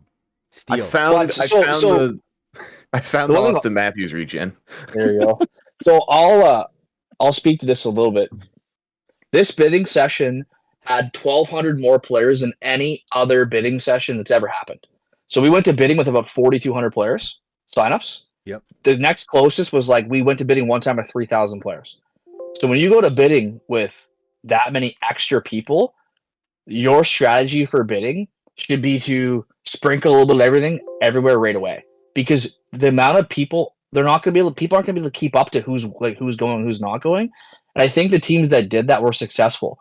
And that's why there's some rosters that in the ECHL, they've got a pile of 750K forwards and 1 or 2 guys that are like 9 million. But it's like in any other bidding session, half those 750 guys are like 3 and 4 million. Yeah. But because there's so many options, there's so many players, there's so much to look at. If you were aggressive in the beginning and you get through that first night and you got 4 or 5 steals, it lets you go absolutely crazy on a few guys. And that's what happened with my team. Day one ends in the morning. They had basically half the forward roster locked up. Drags wants to play with Webby because they played together before. And then they wanted downtown on defense. But the roster was set. And we damn near won sports for 750 too. He was sniped with like 2 minutes left, and he ended up going for 5. Yeah. So like we damn near had Atlantis' left winger too. At the end of bidding though, like that's what happened though. Everyone started to get desperate. Yeah. Like these last minute bid guys. Somebody was like, I need somebody. I need to bid somebody up. So like sports was going through the roof because there wasn't much left, and everyone was like needed to get on them. I just realized we were talking about Cornhole Karan too, by the way. Yeah, I didn't. Yeah, you said Karan. I thought it was like it's a different guy that was in my my messages. So no, I know who Cornhole Karan is. Nice. So I think that the learning here for everyone is when you come into bidding sessions that are massive, like you're coming into bidding, you've got 15 bidding spots, you got 14 bidding spots, put out 12 bids right away. And I think it was you, Kahuna. I think you started someone off. Oh no, it was Sam. I saw that Sam started someone off at like 2 and won the guy 2. It's just like throw a couple bids like that out, but like sprinkle your 750s like across it. And if a bunch of teams do that, and then again, there's always going to be a handful of those guys that are like bid, and everyone's watching all the action, and you're going to steal a pile of people like that. Because again, there's a handful of rosters right now, like your roster too. You've got a bunch of really good players that you didn't pay a lot for, and I think like that's what I don't like about what happened to tomorrow. Because like I look at that roster, and again, maybe I'm just out of the game, but like there's nothing around him. Where it's like your roster, if you ended up winning him, it's like, okay, like that makes sense. You've got a bunch of decent players there that you got for really good prices. Yeah. There was support around him as well. I'm like, that makes sense. And like same with our roster. Like again, Webby at 8's a lot, but he's got people to play with. Mm-hmm. So I don't know. I'm not a huge fan of like, and even too, and like again, look at like what the hell is that team's name? 1 second. They're my old managers that I like to rip on. Like Rapid City. Like Rapid City again. They put 8.25 on Wilksy and then 8 on Geezer. But the rest of that team is like, who are you? Like, and half those players are coming back to that same Kalamazoo roster that choked and didn't do anything. So yeah, they're gonna have one good line if they put Geezer and Wilksy together, but it's like, then what happens after that? Like, it's not enough to do anything. Yeah. I didn't realize Posey went to wing. That's an interesting move. Oh, you played forward last season, right? Yeah, he played forward last. He did all right. He was with Orlando. Orlando, they were bad. They Yeah. had one good line. Yeah. So again, that's what I mean. Yeah. It's just like, okay, so like, what did you like? That's what I mean. Look at that roster. It's like, if that Rapid City team like doesn't make playoffs and they're in the bottom half again, it's like, what did those managers learn? Because they're the same team that put 7.5 on me, put nothing with me, different line mates trade. It's like, you got to eventually gets to a point where it's like, maybe you're not competitive enough to manage at this level. Mm-hmm. So, but again, and there's like Llama's had some good success as a manager too. But yeah I'm again, trying I just to think it's remember. and I think it gets overwhelming because again, look at it this way: NHL bidding, there would have been what, like 560 players picked up out of 4,200, and then boom, jump in NHL bidding. That's another say 540 players. Boom, so that cuts it down to like 32. So there was literally like 3,200 players in ECHL bidding. yeah, it That's fucking wild. Like it's crazy. It doesn't happen because think before it's like went to bidding with 2,000 per console. Well, now it's one console. And it's like, gone are the days where like you can just kind of focus on a few people and bid on a few names. It's like, you kind of have to know both consoles. You kind of have to kind of do a little more homework here. And if you did your homework and you got guys for 750, it's going to be very obvious that you paid attention. For sure. So for sure. Early favorites for you, Scarata. I think you had a couple teams in mind. Yeah. Fort Wayne. And I got to toot my own guys. The Quad City guys knocked it out of the park. That's why you with bidding. They picked up the big man, the myth, the old RTC. They got him. Oh, but no, Knights is on this team as well. Obviously, Greg put together another great team. Mafio and Pasta have been fantastic. I've been watching some of their games as they just run pubs and they just stomp everybody. I mean, it's not even close. And on the back end too, it just looks like a really good team. And what's been nice, and McDonald, you can probably speak to this, is like our whole organization has just been a complete flip of the switch from what it was last season, because this management group was the same ones from last season, so they got to see how that season went. And Greg's already told me, he's like, the difference between you guys and the end guys from this season to last season is like night and day. And I had Foul coming to me. He's like, "Hey, do you want to keep your E guys?" I'm like, "Well, they just put up 102 points, so yeah, I'll go ahead and keep those guys on board." So, I'm really looking forward to how they do this season, and I think that could be a really good team, especially with how many players we've had. I mean, these guys know everybody. Mm-hmm. Greg is a guy that just knows everybody. Yeah. And you need one of those guys in your management team. He's good. I like him. I like him a lot. Yeah. He's good. I wouldn't sleep on this Newfoundland team. They pretty much got their same squad back, man, and they got some guys for dirt cheap. I made them pay a little bit, I think, for one of their guys. I think I might maybe not have done it. He was on my list, but I just kept seeing them get their guys back, and they were really good last season. I think they're going to be really good again this season. How's your team looking, McDonald? I don't know. Hard to say. We got some people that played together before, so we're hoping chemistry is going to be a factor, but we'll wait and see what happens after that. I'm definitely a big fan of, like you said, that Quad City roster is sick, and they have nasty jerseys too. Yeah, I know. I think they're going to be really good too. I like Wheeling. I like the Growlers. So I think there's going to be some really good teams for sure. Who's going to be your center? My center is Atlantic. Oh, nice. That'd be a good line. Nice. That'd be a nice line. Yeah. Well, him and I played together before in Kingston too. $750K Atlantic. Okay. Yeah, Yeah, crazy, eh? Okay. Again, well, he hasn't played in a while. Like he's one of those guys who didn't play in a couple seasons, right? So Yeah, his last and full he was, season was 45, so he didn't play last season. Which is a Yeah, new he's game, pretty so good. it's always, I think, people a little hesitant because it's a new game. Has he been playing it? Has Yeah. he not been playing it? Right? Like, Yeah. but he's a good player, man. So that's sick. He's smart too. Yeah, he doesn't fuck around too much, but playing familiar faces makes a big difference in some aspects. So we're leaning really heavily on that. See, some of our guys have played together, like our D pairing have played together a long time. So Yeah, we'll see. We'll see how it all plays out. Yeah, But again, I think the ECHL is going to be competitive. There's going to be a lot of really good teams, a lot of close. I think it's going to be a lot of I think the unfortunate part right now is the state of the game is in the worst it's been all year, and I don't know why. I took quite a break too, and I was playing with my line the other night, and I'll probably play again tonight a bit. But it's like I don't understand how so many shit goals are going in now more than ever before. Like hit the goalie, like even like shoot dead center of the goalie's chest, it goes in every time. Like the amount of bounces, the game, and I've been in the DMs of the gameplay producer big time this week, and I was like, we need to fix this soon because this is just going to ruin how competitive everything is right now. And I don't know what the fuck changed. I know they changed like the reach of the goalies and shit too. And part of me wonders if that fucks something up inside. So that's why there's more like squeakers going. I don't know what's going on, but the amount of shit goals going in is out of control. Yeah. The goalie's going into split animations, an absolute shit show. Like it's bad, man. And that that sit on your ass animation, it's just like, oh yeah. Thanks a lot. Like it's embarrassing. No, it's you can't even make a save out of that animation too because it just goes through your legs. Yeah, like it's in such a bad place right now, man. And like, but that gets fixed. It's like we'll probably see a lot of like 3-2, 4-3 games, because it's just like sure. Yeah, and it's like normal hockey. But it's like right now, it's like basically like get pucks to the net because you don't know what the goalie's going to do, and you're probably going to score something stupid. Even the other night too, we were playing club defenseman. We're playing a good team too, an AHL team, and the defenseman wheeled back to like reset, and I was pressuring him, and I just like flipped up to hit him, and I pushed him from behind.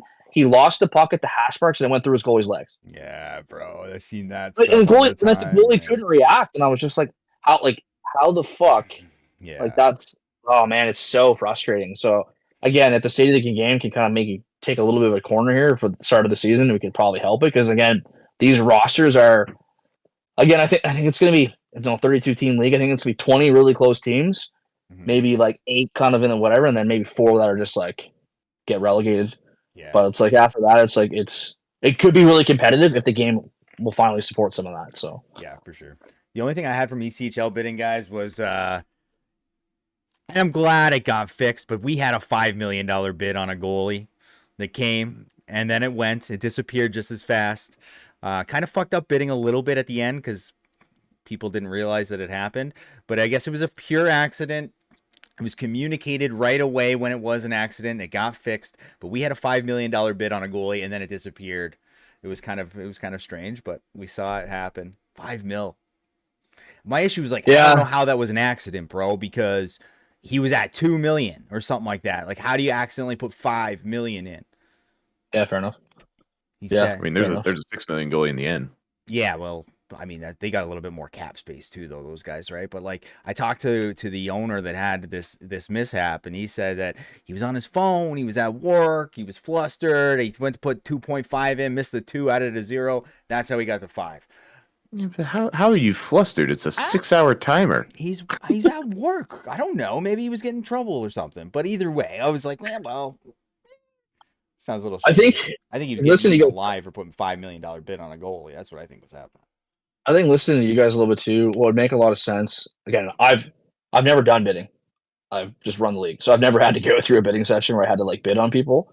So I definitely think what you said about adding some of the commas into the sections would probably help alleviate something. Yeah. But I even like on Twitter right now when you post on Twitter, it like gives you like a 15-second like window before it actually posts. Like that might not be a bad thing for bidding. So it's just like, here's your bid, and it's like 5, 4, 3, and it's like showing you're bidding 3 million. You're bidding 3 million. Yeah. So if you go, oh shit, I didn't mean to do that, you can hit cancel and readjust. But a box comes up. A box does come up when you bid. No, it does do that though. When you click bid, it's says, like, are you sure? And then you click yes. So that's also a double. Like it's kind of shady. Anyways, no, the commas. How does that look on your phone though? I don't know. I was don't do looking it at your on- phone. Why would I wouldn't bid on my phone? It's the same though. It looks the exact same. Because you're not. I Yeah, don't do it it's from the easy. app. You have to do it from the. You have to do it from the. I wondered Site. how it looked. Maybe too zoomed in some places to see it as well. But anyways, Wow. it just Either way, the commas would Yeah. be huge, bro. Every time I have to do something that's Oh, an even yeah. million, Yeah. I'm like up at my screen and I'm like counting the fucking zeros to make Yep. sure that I don't screw it up. yeah, Give me fair a enough. Stroke, man. And Get then the that in other there. thing too the other thing I've been like really thinking a lot about because it happened to me too. But like when you look at Morrow's situation, it's almost like at a point where anyone over a certain threshold should like not be able to be waived. So it's like Morrow, for example, you're over $5 million as an example, you can't waive that fucking player. Like you don't get the out of jail free card here. You want to pay 17. Well, there was a guy back in the day in NHL player, 17.5 million. That's stupid. What was your cap? Like 46. Okay. 48 maybe 50, I don't know. It was a lot though. Anyway, so it's like if you're going to spend over a certain amount of money on a player, you cannot waive this guy. You're stuck with him for the whole season. The only way out is if you trade him. And then like I said before, the whole cap retention is already built into the trade system because I think the FIFA league used it before. So it's already there. So it'd be one of those things where we'd have to really fine tune it. How much can we retain? Is it only 25%? Like what are the options for what retention looks like? And maybe we only offer cap retention at the trade deadline. So it's not like you can like trade a guy week 2 who's like $10 million and then retain. Maybe it's something we look at near the end of the season, but there needs to be a little bit more protection for those guys. Because you're right. If he gets waived, he's fucked. Like he literally Here's something not I would playing. like to see is and feel free to expand on this how you like or tell me that I'm stupid or whatever you want to do. I will. I know you will. Thank you. You have max retention at 50% because at the end of the day, you gave him that contract. You have to eat at least 50% of that contract. And then what you can do is say, right, if you want to waive this player, you're going to retain 50% of his contract. Again, you gave him the contract. Kind of like how in the NFL, where it's like you can trade a guy, but if he's still got a ton of money, like if the Cardinals were to go tomorrow and trade Kyler Murray, they'd be buried for the next 6 years in $100 million in cap pen because they are the ones that gave him that contract. You should have to honor the team that gave the contract and say, if you want to get rid of this player, that's fine, but that's on you. And I think it needs to be Griggs in the chat, 187 million of dead cap for Justin Herbert. So if you want to move these guys, there needs to be more thought to it. Now, you can also just be straight up with the other team and say, don't worry about retaining cap, this, that, the other thing. And I think this also plays into how strong the draft has been this past season. And I think so. I think Geeky was in the chat earlier saying it's going to be great again this coming season. Hey, if teams want to retain, we see it in real life all the time. It's like, we'll take on some of this cap, but give us a draft pick. The only thing we have to do with the retaining system is like with the amount of manager turnover, I can't allow you to retain $5 million in cap and not come back next season and then fuck the team that takes over. So when we talk about cap retention, it's got to basically be like gone at the end of the season. Correct, because we're only working with 1 season contracts anyway. I mean, like 98% of the time, take away your draft picks, right? But yeah, I like what you're saying when it regards like we're kind of saying the same thing, like hold people accountable. But like to me, what holds them more accountable is you can't waive him. So instead of you have to retain 5 million of 10, you have to retain 10 million of 10 million for this entire season because you paid that amount of money. Like eat it, shut up, like make better decisions. Like that's how I look at the whole thing. And it's just like I wish there was a better way where it was like, a player gets to say $8 million or $9 million and they stay at that's the max salary. Well, for then, like, say the 6-hour timer, let's say like 3 other teams are like, oh, I would pay $8 million for this, or I paid $9 million, whatever the number would be. When the timer runs out, the player is told, listen, you're $8 million, you've reached the limit. These are the 4 teams that are willing to pay this for you. Which of the 4 do you want to go to? Like, that would be fucking cool, too. I don't know how, like, again, I'm talking out of my ass because I don't know if it's going to be programmed or how it would work, but it's like, and then the biggest issue there is like, we'd have to really maybe we have to make sure that you can't just automatically go to 8 million on a guy. right away. Maybe we have to like let it go slowly. Like maybe it has to be. Maybe all bids have to be within that 750 increment. But once it gets to that threshold, boom, $8 million. $8 million counts down for 6 hours. Anyone else that's willing to pay $8 million for you, RTC, it's like, okay, here's these 4 teams. They all want to pay top bid for you. What are your choices? Like, who do you want? And then you as the player get to go, okay, it sucks I'm top dollar, but if I go to this team, at least my 2 buddies are here and I know them. Or like if I go to this team, they had a really good bidding session. They've got a bunch of steals. We're going to win. It's a little less suck. Yeah. It would be a lot less suck. Or you go to my team and you just automatically lose in the first round of playoffs. You just know that's going to happen, but you're going to have a good season. Yeah. So you go to your team, you have a great season. It's a lot of fun, and then you don't have to play the game anymore after the during the playoffs because the game sucks, and you can't win fucking anything except gold medals that don't matter. No, they do matter. They're actually more points than the trophies. I'm pretty sure. So, but none of the trophy points matter. Well, they should. They do. We need to get this guy on more often to keep you in check. Why? No, it's all good. It's all good. Stop. CHL bidding was absolute shit show. I think when we were talking, guys, like we were like all on the same page here. There is some big ass contracts for players that like I have no clue who some of them are, right? So I think there was one Scarata VXAY. I don't even know how to is it Vax? Maybe it's Vax. Vaxy, yeah, whatever his name is. So you brought him up, right? Yeah, but so he's, I guess, primarily an esports guy. Mm-hmm. And I'm looking at him right now. He's never played like LG as we know it. He's just an esports guy.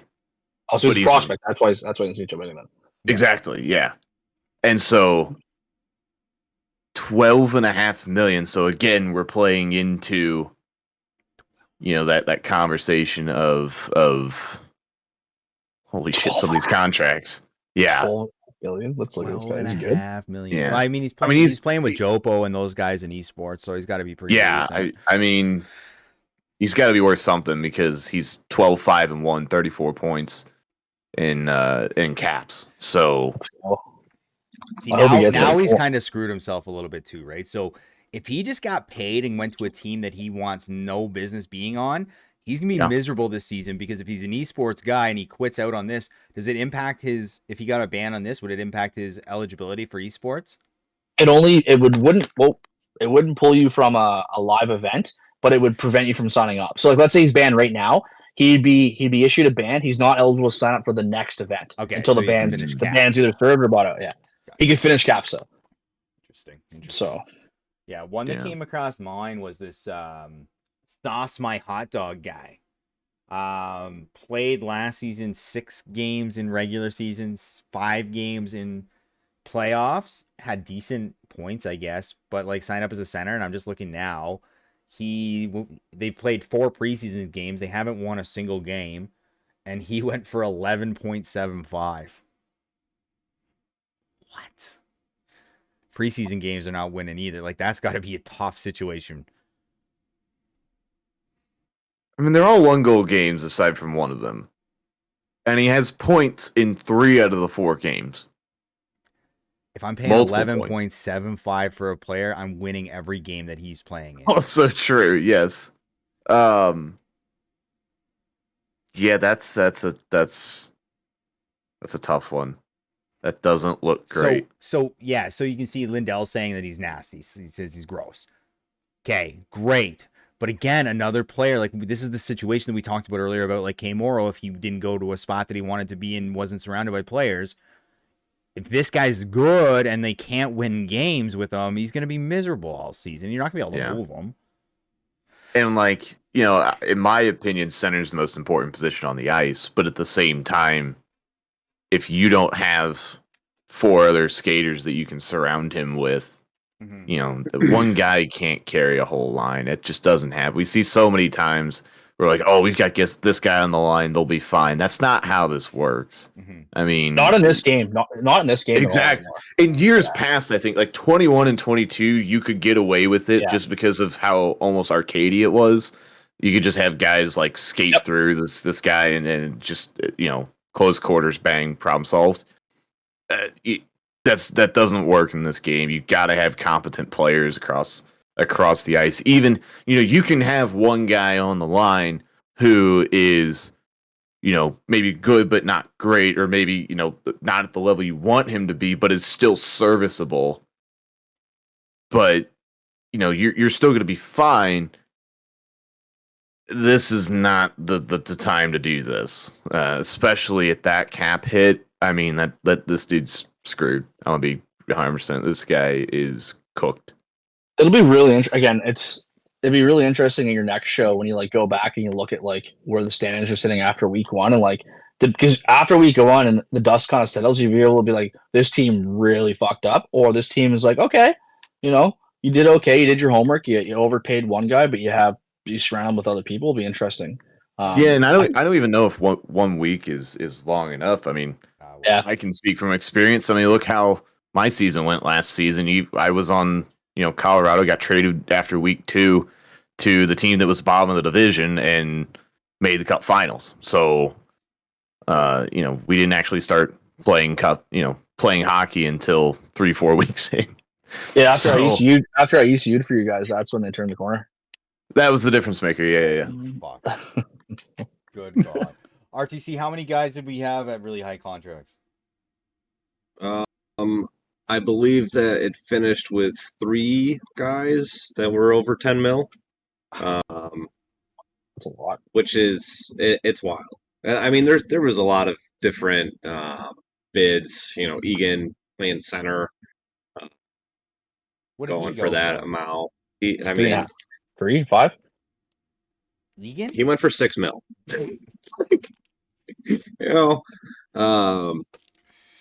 I don't know. I do think that we're going to continuously see these really, really high contracts. Yeah. I'm interested to see what the league does to protect the players on this. Just because, I mean, if we continuously have, 4,000 signups or whatever, which it's not the craziest thing to think, given, everything is cross-platform now.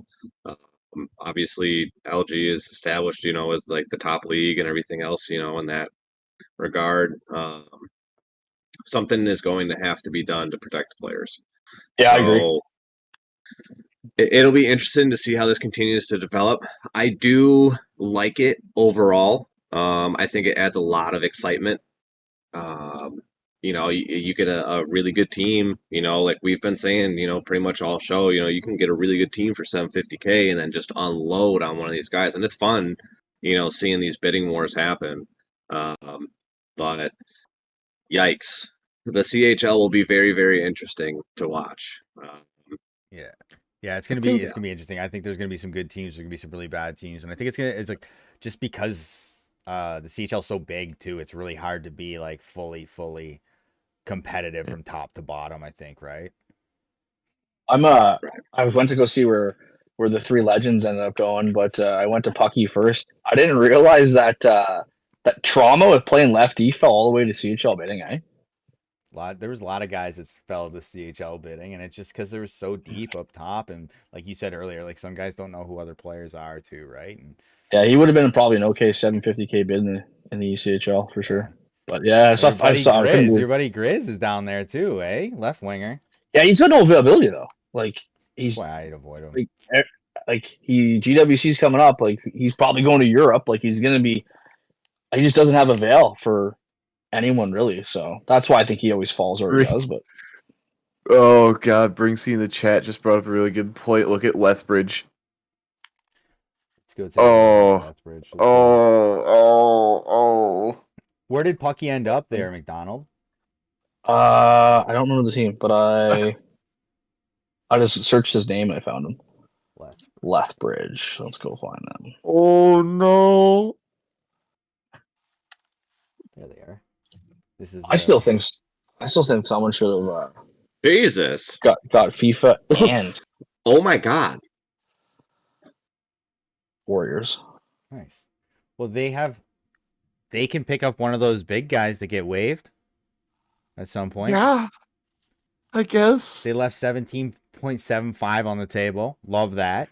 But yeah, if any of those big guys decide to get waived, these are the guys that front leaders. Maybe they can take 2 of them with the cap that they have. Yeah. Wow. Hellcat used to be a 50 goal scorer in the NHL. Really? Now he's a man. 750K guy in the CHL. Yeah, like VHL days, I'm pretty sure. I mean, he went 9-4 last season with 45 points. Yeah, Like the first season of the merge, he had Greyhounds. 81 points in the NHL. yeah, it's crazy. 45 goals back in the day. Yeah. But it's just I thought, yeah, I don't know. Again, it's going to be with that many teams. It's going to be really interesting, like how it all shakes out for big time for some of these. And I think what's going to it's going to constantly happen this way, where everyone's going to get a bunch of steals and then just go over the top on a handful of people. That's going to be bidding for the next year, basically, until people go, okay, you know what? Like, I don't need to go spend 9.5 on a player. I'll just get someone else. Because even too, like, what's his face? I think one of the most skilled players in bidding was Mole, and he ended up going for like 4.5. Yep. And I remember him from back in the day too. Like when he played in VHL, he was nasty there as well. It's like, okay, like I'd rather have him at 4.5 than anyone else. Like he's really, really, really good. He's good. Yeah, he's really good. We were trying to get him at the deadline last season. He went somewhere else. I think he went to Maine last season. We were trying to get him. We almost got him. He's nasty. We settled for Jets. He was awesome. Yeah, CHL. It's gonna be interesting. Now, the only question I had about the one other league there, the NCAA, which is going to, with this amount of signups, is going to be very popular, for sure. The only thing I had an issue with that I saw was these training camps on these teams are huge. Oh, so what are we now that like NCAA was supposed to be the league to keep people active? What are we gonna do to keep those training camp players active? Just expand, add more teams, go from there. That's the best way to do things, I think, is just look at expansion. Because again, it's like, I think they're playing shorter seasons, shorter games, shorter limits. Just add more teams. That's the best way to do it. Yeah, because there is a lot of PCs on this NCAA stuff, man. Yeah, absolutely. So there's 18 teams. I mean, is 36 out of the realm of possibility? I don't know what the total number is in that league right now, but probably not. 18. No, like the total number of players. Oh, yeah. I mean, I'm looking at the rosters. Like quick math is like 18 times 17 is whatever that number is, times that by 2, and then how many TCs are left, because you're going to need a minimum of 12. Minimum of 12 is ideal. But again, it's one of those things where it's like if we can expand a whole nother 18 teams in a whole separate division and do it soon, you'll be able to kind of keep everyone active, because the later we wait to do that type of stuff, the later it's going to be, and less likely people are going to be around. But again, there's lots of options to do all kinds of things with them too. And Triz has got some crazy ideas for that league. What we'll probably do next season. So, but yeah, ideas like a lot of these teams are carrying 16 TC goaltenders. Yeah, so like it's 76 players, including roster on a team right now. 76. Yeah. Per NCAA. Yeah, that's a lot. Like we're gonna have to do something if we want to keep some of those guys around, right? Yeah. Go back now. The next one, red and blue games, buddy. Let's go. The biggest thing too, though, will end up being like how many managers are left, right? So it's like, we went with 18 teams. We probably went with the managers that we had that could commit. So now what happens is after week 1, if we blast something out going, listen, if you want to play, you better manage a team and see where we're at. If we get 24 management applications after week 1, because people are like, I don't want to sit on training camp, then expansion's easy. But sometimes you have to almost do this. Go with 76 man rosters to open people's eyes to be like, hey, listen, if you want to play, you better run a team. Yeah. So no, for sure. I just worry about like the new players that join. And it's already tough to like try to understand how the whole league works, and then just to like never play is probably not super motivating either. But 100%. We'll 100%. Right on. Yeah, that, and then bidding was over. Like that's it. Bidding. I thought bidding was great though. I thought it was good. I think everyone closed up a little bit earlier. I do hate that we put pressure on people to close up earlier, because there is some sort of strategy about slowly bidding a guy too, letting that timer run down. Maybe not necessarily always sniping, but it can limit them if you're only going up in 70-50 or 750K. You can limit like how high that player goes if you're waiting longer. But and too is like you also can just like what happens often, especially in the NHL level, is like, hey, bidding's ending in 2 hours and there's 4 open bids. Bidding ends, 4 open bids. Then those teams just message staff, this is the guy I want for 750. Yeah, and it's like first come first serve. So like if you're stuck near the end there, you're kind of going like, if I throw a 750 out, I don't want to run the risk of that getting sniped. you're better off to be like, let it run out. Be like, I'm done. Here's my bid. Yeah. It also We've gets done shot through the that, roof too. Yeah, A exactly. 750 could turn into 2 mil real quick. Yeah, Very for quickly. sure, for sure. Yeah, because he goes up and someone's like, "Oh, I forgot about that guy. I'm gonna bid him too." Yeah. Exactly. Yeah, exactly. But no, that's fair. This season, this is a good way to ask you a few more questions here, McDonald, and you can get your message out on what you want to talk about as well. But like season structure this year, one of the changes that I noticed, just kind of got notification on recently, was that prospects are no longer going to be able to ECU at the higher levels. So what's the reasoning behind that? Well, they pretty much never were allowed to ECU at the highest levels at 1.2, but the problem was that they ended up on the training camps, so we had to keep allowing it so we wouldn't fuck people over. So this year, we're finally getting to a point where you're not going to see them on the rosters. So you're not going to run into the situation and be like, oh, this guy's on my training camp, ECU, and then you find out later, oh, he was a prospect. Now my game's overturned. So the obvious answer here is prospect players. That's the easiest way to sneak a second tag in. So the goal all along was always to not ensure prospects were playing in the higher leagues. The only downside of it is the prospects make up the draft. So you're going to then have to, do some scouting, which again, like, I don't think that's a bad thing. Do a little bit of homework, watch a guy play, like find someone else, right? Yeah. Like, but that's the biggest thing is like the easiest way. Like I do all the player vetting myself, and we catch some, we don't catch some. And at the end of the day, it's like if Joe Blow wants to go to Tim Hortons and use a public IP to register an account, and then that's all he ever uses, like the lengths some people go to cheat is insane, like insane. I caught a guy one time where he was paying his brother who lived cross country to do his availability on a weekly basis, and was be active on the site for him. Like literally, like people go to the craziest lengths. Great. No, I've caught people before too that are like go on LG, find an account that hasn't played since season 17, see if that Xbox account is still active on Xbox. Oh, it's not active. Perfect. Change my gamer tag to that guy's gamer tag, and then pretend to be him as if I just came back. Like the lengths people go to like it's crazy. So the one thing we can do to help prevent second tagging at the upper leagues is prevent prospects from playing in the upper leagues. Period. Yeah. And then the only concern we have in the upper leagues is tag recovery, which again is, next to impossible to uncover anyways. So it is what it is. Yeah. The moving this season to the paid AGM structure that you guys moved to. So Yep. just walk us through like that decision and how that came about, and you think it's good for the league, better for the league to be doing that kind of stuff? I don't know. We want to try to give you guys more incentive to manage. And I think being able to do it with your friends is one way to do it. Give you guys a little bit more is kind of the option. That was kind of the driving factor there. It's like, I totally understand and respect why so many players decided to go to MHG. The money opportunity was there, and it was like, it's going to be competitive, it'd be fun. So I get all those things, but it's like talking with some of the players that decided to come back that were like, LG is the best, blah, blah, blah. One of the things everyone always said is like, well, I prefer playing club because I can play with my friends. And it's like, okay, well, is there a way to allow you to have one extra guy as part of your management team that will make your experience as management a little bit better and motivate you to continue to manage? So I was like, that's one thing we kind of came up with. The management vetting is a nightmare. It's a lot of work. A lot goes into it. Do we always get it right? No. Do we always agree? Absolutely not. There's been lots of fuck you matches between staff about who should manage and who shouldn't. And we all have very different opinions on things. In all honesty, the more we look at how competitive the league is, the more it makes the most amount of sense to kind of do what MHG did for management selections and go with an NHL owner, an NHL GM, AHL GM, ECHL GM, and then once NHL bidding's done, there's a short window for the AHL to select their AGMs.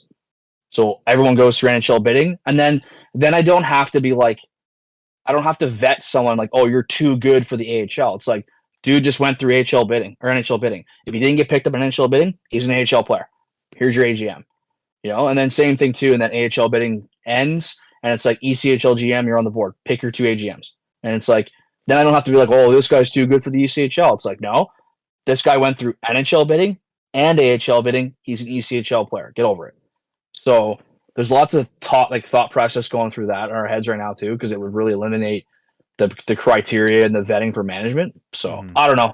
We're trying this right now to see how it feels, and then we're gonna definitely we'll continue it through summer season. But we'll probably go back to the drawing board for 25 to see what makes the most amount of sense. Yeah, the only I issue like I that had idea. with it though was that like you guys gave like kind of a dummy contract to other managers that manage at the level, right? As a like I think it was $6 million if you managed in the ECHL and $4 million if you managed in the No, that was a typo. CHL. So no, it was so basically it was zero value at NHL was 10, zero value at A was 8, zero value at ECHL was 6, zero value at C was 4. Right. So the original DM I put out was had a typo in it, but the reason why I did that is it's like at the end of the day, I don't want to just gift you something. So I'm giving you the opportunity to take your buddy as an AGM. If you have to slightly overpay for your friend, oh well.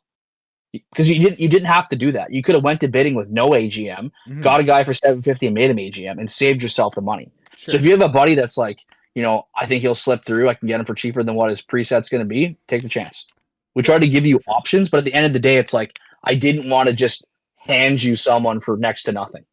I still think you should have to pay a little bit for being able to select 3 people right away. It's fair. I just thought that the contract value was like really high, like $6 million. Yeah. And then That's pretty I was gonna reach out. I was actually gonna reach out tomorrow to be my paid AGM, and I was like, I can't pay him that much. That's ridiculous. And then I put 8 on him anyways. Yeah. Oh, There you go. What do you guys have any season structure league questions for McDonald? No, I really like how everything's going, honestly. I mean, I'm definitely interested to see how 25 goes. I really like that concept that you just brought up of waiting until bidding, and then you can, that other manager, hey, he made it through the N and the A. Here's your E. I like that concept. Yeah. 'Cause that's the thing too. It's like, because right now it's like I'm trying to say like, okay, you're too good to be ECHL. So like, here's a really good example and he blew me up all through bidding. So Boz sends me a message, he wants to be ECHL management, and he was denied. So then he doesn't manage at all, and he literally ends up being like a 750K AHL bid, like near the end of bidding. But he was like, if I fall to ECHL bidding, isn't it obvious that I could have been an ECHL manager? It's kind of like, yeah, that's valid. Mhm. So it's like, rather than me being like, okay, you're too good for this tier, let's just let the cards fall where they fall. So if you go through bidding, and you know what, we may end up seeing some decent players fall through bidding, go to AHL, and it's like, boom, you're AHL management, and it's like no one can bitch because everyone had the same equal opportunity to get that guy, and this is what happened. So it really takes it out of my hands. It puts it in the hands of like the market and the bidding and all those things. Yeah. And if we do it every single year, it's like, so just because you come back, so it won't be like, so season like 50, we'll say you fall through NHL bidding, you're an AHL AGM, you have score 120 points. Well, you don't get to come back as AGM just because you're AGM. The process starts again next season, right? So then you have to get through NHL bidding again to retain your AHL spot. Yeah. So it's got its own balances and checks there. And again, it suck for you guys that are hoping your buddy. You're basically, you need to have a plan ABC because you want your buddy to fall through bidding, and you're praying he does. But it's like, if he doesn't, you better have a plan B because you're on the clock for 24 hours, and you damn well better have your managers picked, or you're going to bidding alone. Yeah, that's good. Yeah, but I mean, if you do it like that, it might, like how we were talking about protecting the player, that honestly might protect a lot more players than anything. Like Morrow. We'll just keep using him as an example, obviously. Yeah. Right? Yep. He obviously could play in the A, not a problem, whatever. Could have caught a 750K bid, and obviously he didn't because he went to the E. But because he fell, he's now 9.25. Any top guy, right, that falls that extra tier, regardless of popularity or whatever, just going off of numbers, they're going to get a jacked up contract. Where if somebody in the tier above them just threw a 750K bid on them, could have won that. So you're going to, I don't know, I think that you would protect a lot of players that fall through the cracks like that. I mean, sure, other people will get bid up, but it'll keep it a lot more level. Well, it opened the door. You also see guys that were like, okay, you might see an NHL guy fall through and be like, okay, well, I'm not going to AHL bidding. I'd rather just manage. Maybe we see better managers. Right. And maybe that has a trickle effect, right? Mm-hmm. Right. My only concern with that, and I'll play devil's advocate here a little bit, is you get a guy who has his buddy three guys, all great buddies, and the two of them take GM, AGM of an AHL team. Third guy, he's in the process all the way. He's helping, build a scouting board and, look at all these players, run games, this, that, the other thing. He catches a 750K bid in the end, and now his two buddies are like, well, we don't even want to care about it anymore if we're not going to have him. Well, I agree. I hear what you're saying, but it's also that's also why, if this is the direction we're going to go, you're not going to be given 42 hours notice. It'll be like, this is what we're doing. You got 6 weeks still bidding. So if you're one of those guys going like, I'm doing this with these two guys or nobody, well, you either take that chance or you don't manage. That's fair. Yeah. I think what the current model could do is, I think a lot of it comes down to the conversation that this player's too good for this level, therefore they should not be in X tier, right? I think if there was less of I think the point I'm trying to make is a lot of people, when they go through bidding, feel like the goalposts get moved a time, maybe two, for some people. And I have absolutely no explicit circumstances. I have nobody who pops to the top of my head that this happens to, but I see it being reacted to multiple times in, external chats, elsewhere amongst the community, where it's like, how did this guy get vetted at this level? There's no way. I think what would be great is, instead of, and this is maybe just a quality of life thing for players, managers, everybody, is when the decision gets made to vet the players, say that we don't move to the bidding structure where they follow through and do all that, say that for some reason that's no longer an option. Instead of it's just LGNHL approved, AHL approved, ECHL not approved, and on to the next. Maybe like a sentence or two as to why. I think the big thing is players just want to know why. And if they can see why, then I think maybe you're going to have less people being like, it makes no sense that this guy didn't get through. And if there's a certain threshold that they need to hit, say, they just hit 110 points in the ECHL, they have no business being in the ECHL, then just say that. I think that's where people are getting so tripped up by it. I don't think it has anything to do with the actual process. I think they just want to know where the goalposts are so that when the season ends, they know, there's no way on earth I can manage in this league. Yeah, I respect that point of view. I think the biggest thing is that the entire process is subjective. So regardless of, right now, it's very subjective because we don't have enough stats to be like, it's solely stat based. Mm-hmm. Like, it's really hard to do that because we have one season of everyone playing together. So it's tough to weight stats to be like, okay, this is exactly why you're not. So this season we did a lot of like committee work. It was like, 8 guys like arguing back and forth. And then a couple times I stepped in and a couple of times that I stepped in, I was like, you denied this guy, but his line mate that has the same amount of points and same wins because they played together all season got approved. So then therefore the guy you denied cannot be denied because they have identical points. Mm-hmm. So I stepped in on a few of those. So I definitely hear where you're coming from, and I understand why people have that feeling.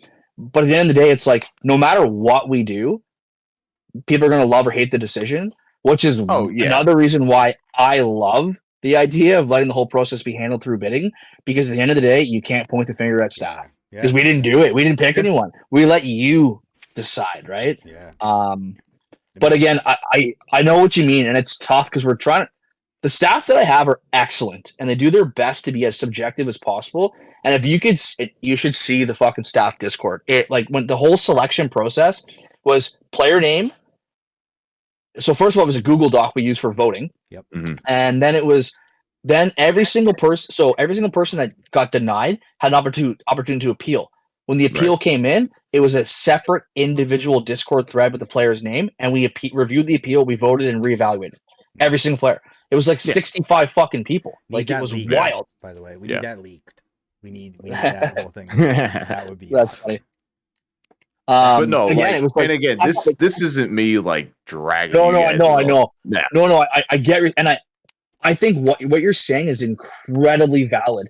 And the unfortunate part is like there's so many people that for whatever reason have this like feeling in their head or thought in their head like, oh, staff doesn't like me or this guy doesn't like me. Like I'm dealing with an issue right now with a COC complaint, and I sent the guy a DM and I was like, hey, I got this video clip of you saying this. Is this actually you? And I got like a 2 p.m.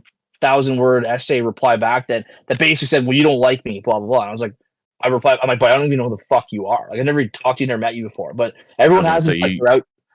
you have They're out 4,000 to people to get deal you. with. Oh, and it's like, and I've been doing this for 15 years. It's probably been Yeah. close to like 30,000 players I've dealt with. So it's like, buddy, like I don't even know who you are. But I get that whole like, oh, this doesn't feel fair, and I think it's important for people to kind of poke holes in the shit that we do because we can't see it all either. Like some of the appeals that we got were like, oh, that guy was right. So I get what you're saying. It's like, yeah, maybe we need to have a little bit more like description. But what was very clear was is you can appeal this, and a lot of the appeals that came in like were like granted because we were like the guy comes in and goes like how was I denied, but this guy got accepted, and here this, and we looked at the appeal and went, oh fuck, he's 100% right. Like we didn't even consider that, or we didn't see that. So Yeah. we opened the door in that sense. And again, I think we did the best we could do. I just think is like, is there a better way? And is the better way what we just said? Is the better way to do the whole bidding thing? Like, is that the way to do it? Like, I think that's a great idea, to be honest with you. I don't know. You I said, just you can't like. There's no subjective. Like it's like it just falls the way it's supposed to fall. I guess, right? Like that. I think that's fine. And then I'll be basically, honest. I know Skarata said he didn't have an example. I can give you one. The ECHL. If Boz got rejected, and Tanny Boy was approved, like those two are extremely comparable players. And I personally don't give a shit. I don't. Where did care Tanny play last year? Did Tanny play ECHL? AHL. It was AHL last year? Yeah, and he's good. I think they're very comparable players, but I would just like that. That's an example where I'm like, yeah, it doesn't make sense that one would be allowed and one wouldn't. I personally don't care. I love that Tanny's in our league, but like that's a comparable for Boz if we were talking about Boz, right? Like that to me. I agree, and I think the issue was too is like he was denied because the thought process was he's too good of an AHL manager to lose because like he had a decent team. They were almost in the playoffs. They were pretty tight, but then he didn't take management. And then you see his true value, and his true value, according to the AHL bidding, was $750. Yeah. So I hear you. The whole thing is so subjective, and I would just love to find a way that it's like a lot easier than what it is now, and it's a lot less stress, and it's a lot less arguing, and it's a lot like here you go. Because at the end of the day, all we're trying to do is make this as competitive and as fair as possible. Yeah. And I think this season we did a better job than we did last season. I think you guys did a better job pushing managers away that shouldn't be managing. I will say that, like at their levels, right? I could feel like you cleaned up some of the managers that maybe should not have been at the level that they were at. I love that because we've seen it in the CHL before, where it's like fucking season after season, the same guy comes back and just bottom of the barrel team. And I love that. But again, to be able to do that, you need people interested in management, which I think there was a lot of interest this season, which was awesome. Yeah, my focus was, I kind of said to the staff, I was like, let's focus on getting rid of the bottom feeders before we get rid of the top guys. Like, let's get rid of the guys that are very obviously shouldn't be where they are. Yeah. So that was my thought process. Hey, am I reading something right here? Somebody's telling me in a Discord that our draft picks cannot be used as an ECU for the first 3 weeks. Depends on where they were put. Well, we sent them all the way down. Like we sent them to the CHL. So if they're like a CHL they're guy, locked. They're locked in the CHL for 3 weeks. But you can't call them up. But can they ECU? I don't know. Let's find out. I know that we weren't able to call them up in the past. Like I understood that, but I'm hearing ECU. Like they can't even ECU. I shouldn't need an ECU, but if I was to use one, I would have rather used one of my draft picks, to be completely honest with you. But okay, let's find out here. Yeah. And it would make sense to use your draft pick too. Like you want to see what they got, right. Like how they perform at X level. That would be an interesting. I just saw this. Like it's like Parksy. Parksy's the NHL owner for my club, and he's just like, hey, just so you know, you can't do this. And I was like, oh, that's interesting. I didn't realize that. It would be a management update if it was anywhere. Here we go. There we go. Sorry, I wrote ECU. Yeah, so- here you go. Any drafted players that were sent down to a lower league, please note the restrictions as well. If they end up ECUing games earlier than what is allowed, they will be overturned and given an extra week of ineligibility. Drafted players sent to, and this is for the AHL chat, so adjust as needed. Drafted players sent to the ECHL active roster cannot ECU until after week 2. Drafted players to the There you go. sent to the ECHL training camp roster cannot ECU until after week 3. So crazy. That's I mean, it's the rules. It is what it is. Like, it's just, to me, it just seems really, I don't know, weird. that's It's an like a interesting commitment one. to the player, right? By drafting them. Well, some sort of commitment. Well, then leave them on your roster. I don't want them on my roster right now. And don't bitch. Fuck you. It's true, it's true though. Are they But, good enough like, or that's a not? rule This change guy. that just God happened. damn. The change happened after the draft. I see both of this, right? I see, so like we drafted a guy Clamps, we kept him on AHL. I'm like, I can work with this guy. I know he's not, and he will fully admit this, so I can say this. I know he's not AHL yet. He would be a great player in the ECHL, but the more that I work with him and like say, hey, try doing this, do this, look this way, how stuff like that, he'll get better. But at the same time, if I sent him to the Mallards, he's a great guy who would like be able that I could use as an ECU, and I would be in the same boat as Kahuna to be like, listen, it makes no sense in my mind that I can't use this guy such in the way of any other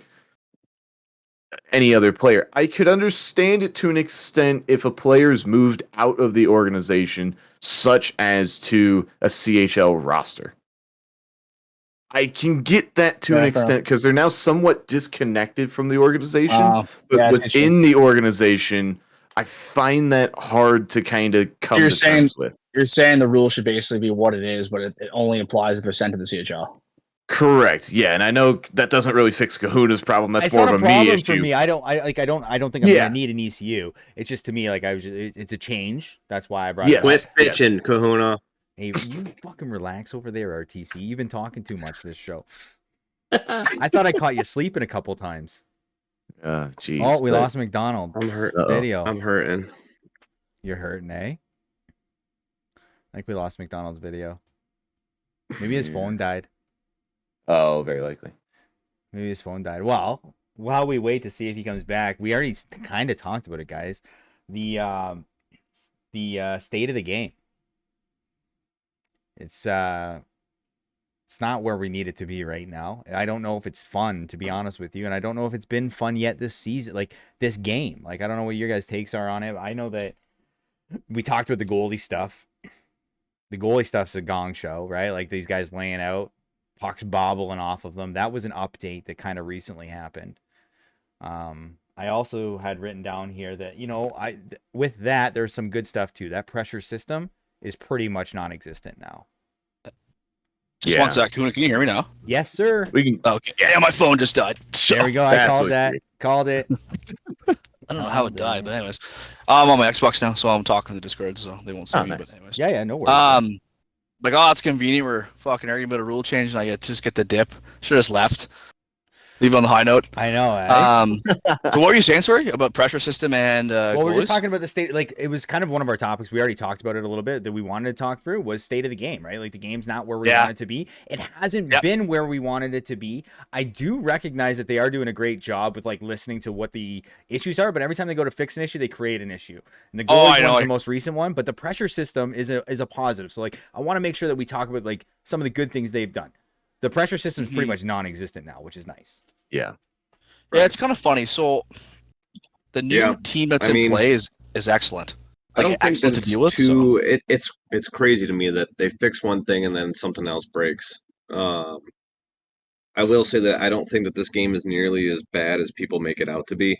I think that people just are very over dramatic about things and they want to, this should be as real life as it can get. And it's like, at the end of the day, dude, it's a video game. Like, there's a reason why the top players are the top players, and it's not so much that they know hockey better than you, which I mean I'm sure that they do, but they also have figured out the game.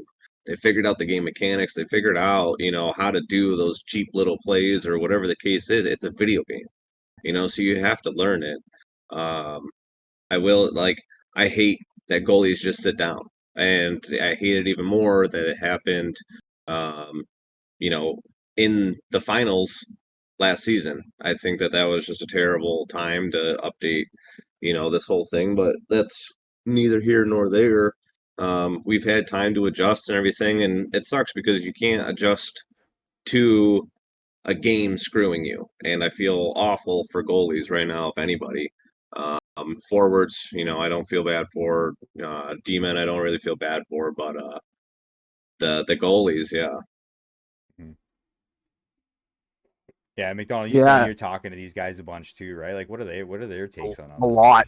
Yeah, actually, I talked to the gameplay producer daily, weekly, like pretty much weekly now. They're really busy working on other things, so I don't bother him too much now. But incredibly susceptible to feedback. Like, talking about things like, so for example, like the whole the change in December that like allowed like two-way forward and those builds to get smaller to get faster.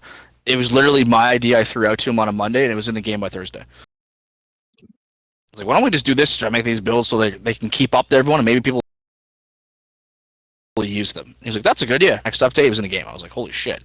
But they're very, like, the biggest thing I've always found with EA, and I guess I kind of get it, it's like, every time they're like, okay, here's a new thing we're going to do. Pressure system's a good example. They're like, we want to do this, this, and this. And every single time we always tell them, it's over the top. It's too much. It's too gimmicky. It's way too much.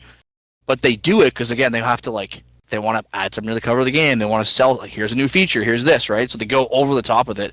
And then it gets dumbed all the way back down to, like, where it feels non-existent, where we're at currently with the current pressure system, right? So it's just at a point where it's like I'm hoping more and more that we've got more influence on how things are going.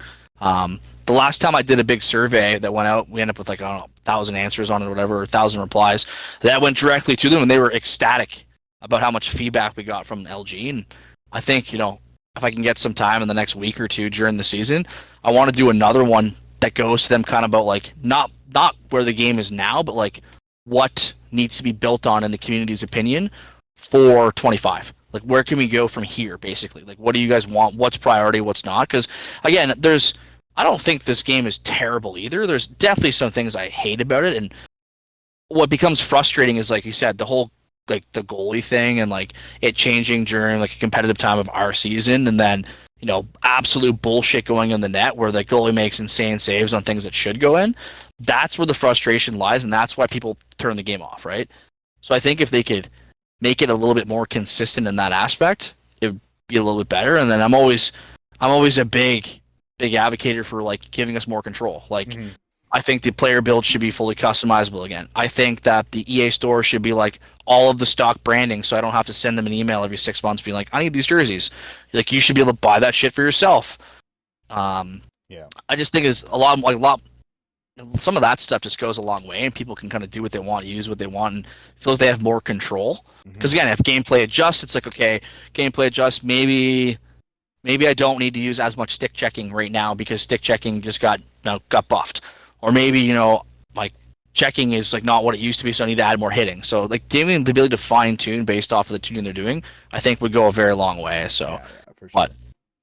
For sure. Yeah, I mean, we're going to continue to go through this. It's nice that they're changing things. So as long as they keep listening and they keep trying to help us out, we'll get to where we want to be. And I agree with you, RTC. You're right, man. Like, this fucking game it's a video game, dude.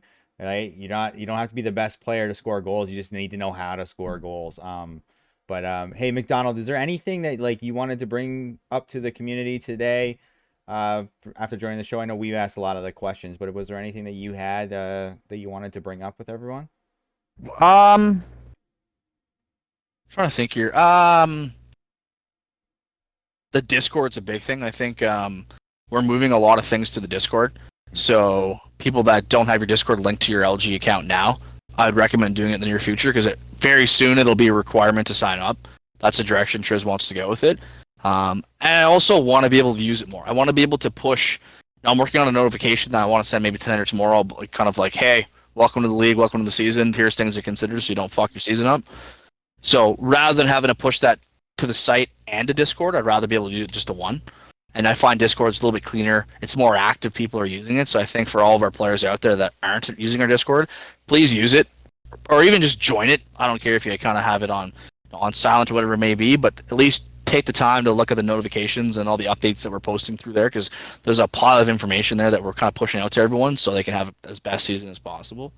I think the league's in a pretty good place. Like, it was competitive last season. There's not a lot of headaches or bullshit that we saw in years past. It's kind of like we're kind of at a point now where people are just enjoying playing organized competitive games, and I think that we're kind of in a good place, which is nice. I think having no outside distractions, like there's no other no other leagues kind of firing up right now that are offering cash pricing makes a big difference. I think that people are kind of that flurry of what was MHG, I think, has kind of calmed down a bit, and people have realized that regardless of what happens there, even if it happens again, at least LG is going to be here and be consistent. So I think that's a big thing for us too. It's just making sure that people know that, like, hey, we're not really going anywhere regardless of who else comes around, and this is the goal we're going. And then another focus is like, let's not change too much. Like, I don't want to change anything. Like, last game we changed a pile of stuff every time for the sake of making change, and now I'm just like, I'm at the opposite end of it, being like, let's not change anything and keep it as consistent as possible. And that's kind of what we're working towards right now. For sure. Right on, man. Just one question from the chat, and this will be the last one, and then we'll let you go, and we'll let the boys get on their way here too. Anything planned for website upgrades or anything like that? I don't know if I'm going to talk about it, but yes. Okay. I'm in a really active Discord right now with Triz and a couple other people, and the design team. So he's got some people on the payroll that are going to help redesign, re-update. So that is coming. I'm not going to talk too much because it's his thunder. Yeah, no, for the sure. Things that he was sharing last week were really, really cool, really, really neat. But I'll let him leak it whenever he wants to leak that stuff. But yeah, there's some cool stuff coming. Timelines I don't know. On the show at some time.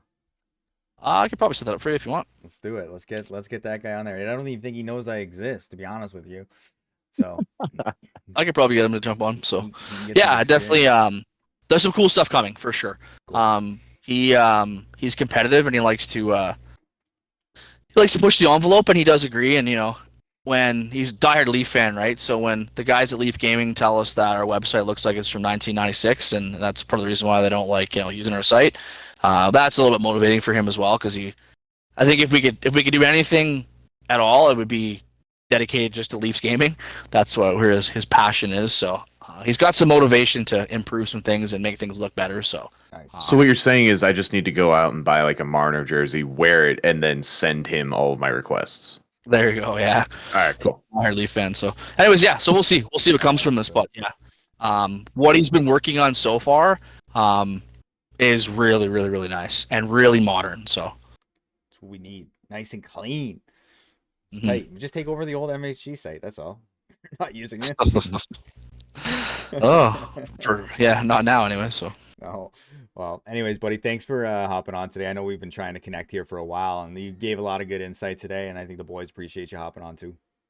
Yeah, absolutely. I don't do this enough, so it's nice to be able to get out and talk about some things that are coming and things that are changing. So it's good for the players to hear it. Awesome, man. Well, good luck this season, pal. Thanks, you too. Cheers, guys. Yep. Cheers. Hey, just before we close this out, firstly, thank you to everybody who joined. We are going to do this on a weekly basis. I think, we kind of were just talking in our group chat too. It's not going to be 2.5 hours long every week, so don't expect that. But for everyone that hung out with us for 2.5 hours, absolutely unreal. We just want to try to bring what's going on in the league to a show, and kind of the video thing allows us to express ourselves too as we're talking. And I'm sure RTC's gonna go back and see some stuff that I did while he was talking. But yeah, no, I think I appreciate everyone hopping on. Guys, how'd you feel it went for the first show? I think it went pretty good. I mean, active. The chat box was active. I mean, we stayed on task. We had all those bullet points and everything. I think we did pretty good. Covered a bunch of stuff. Great conversation all around.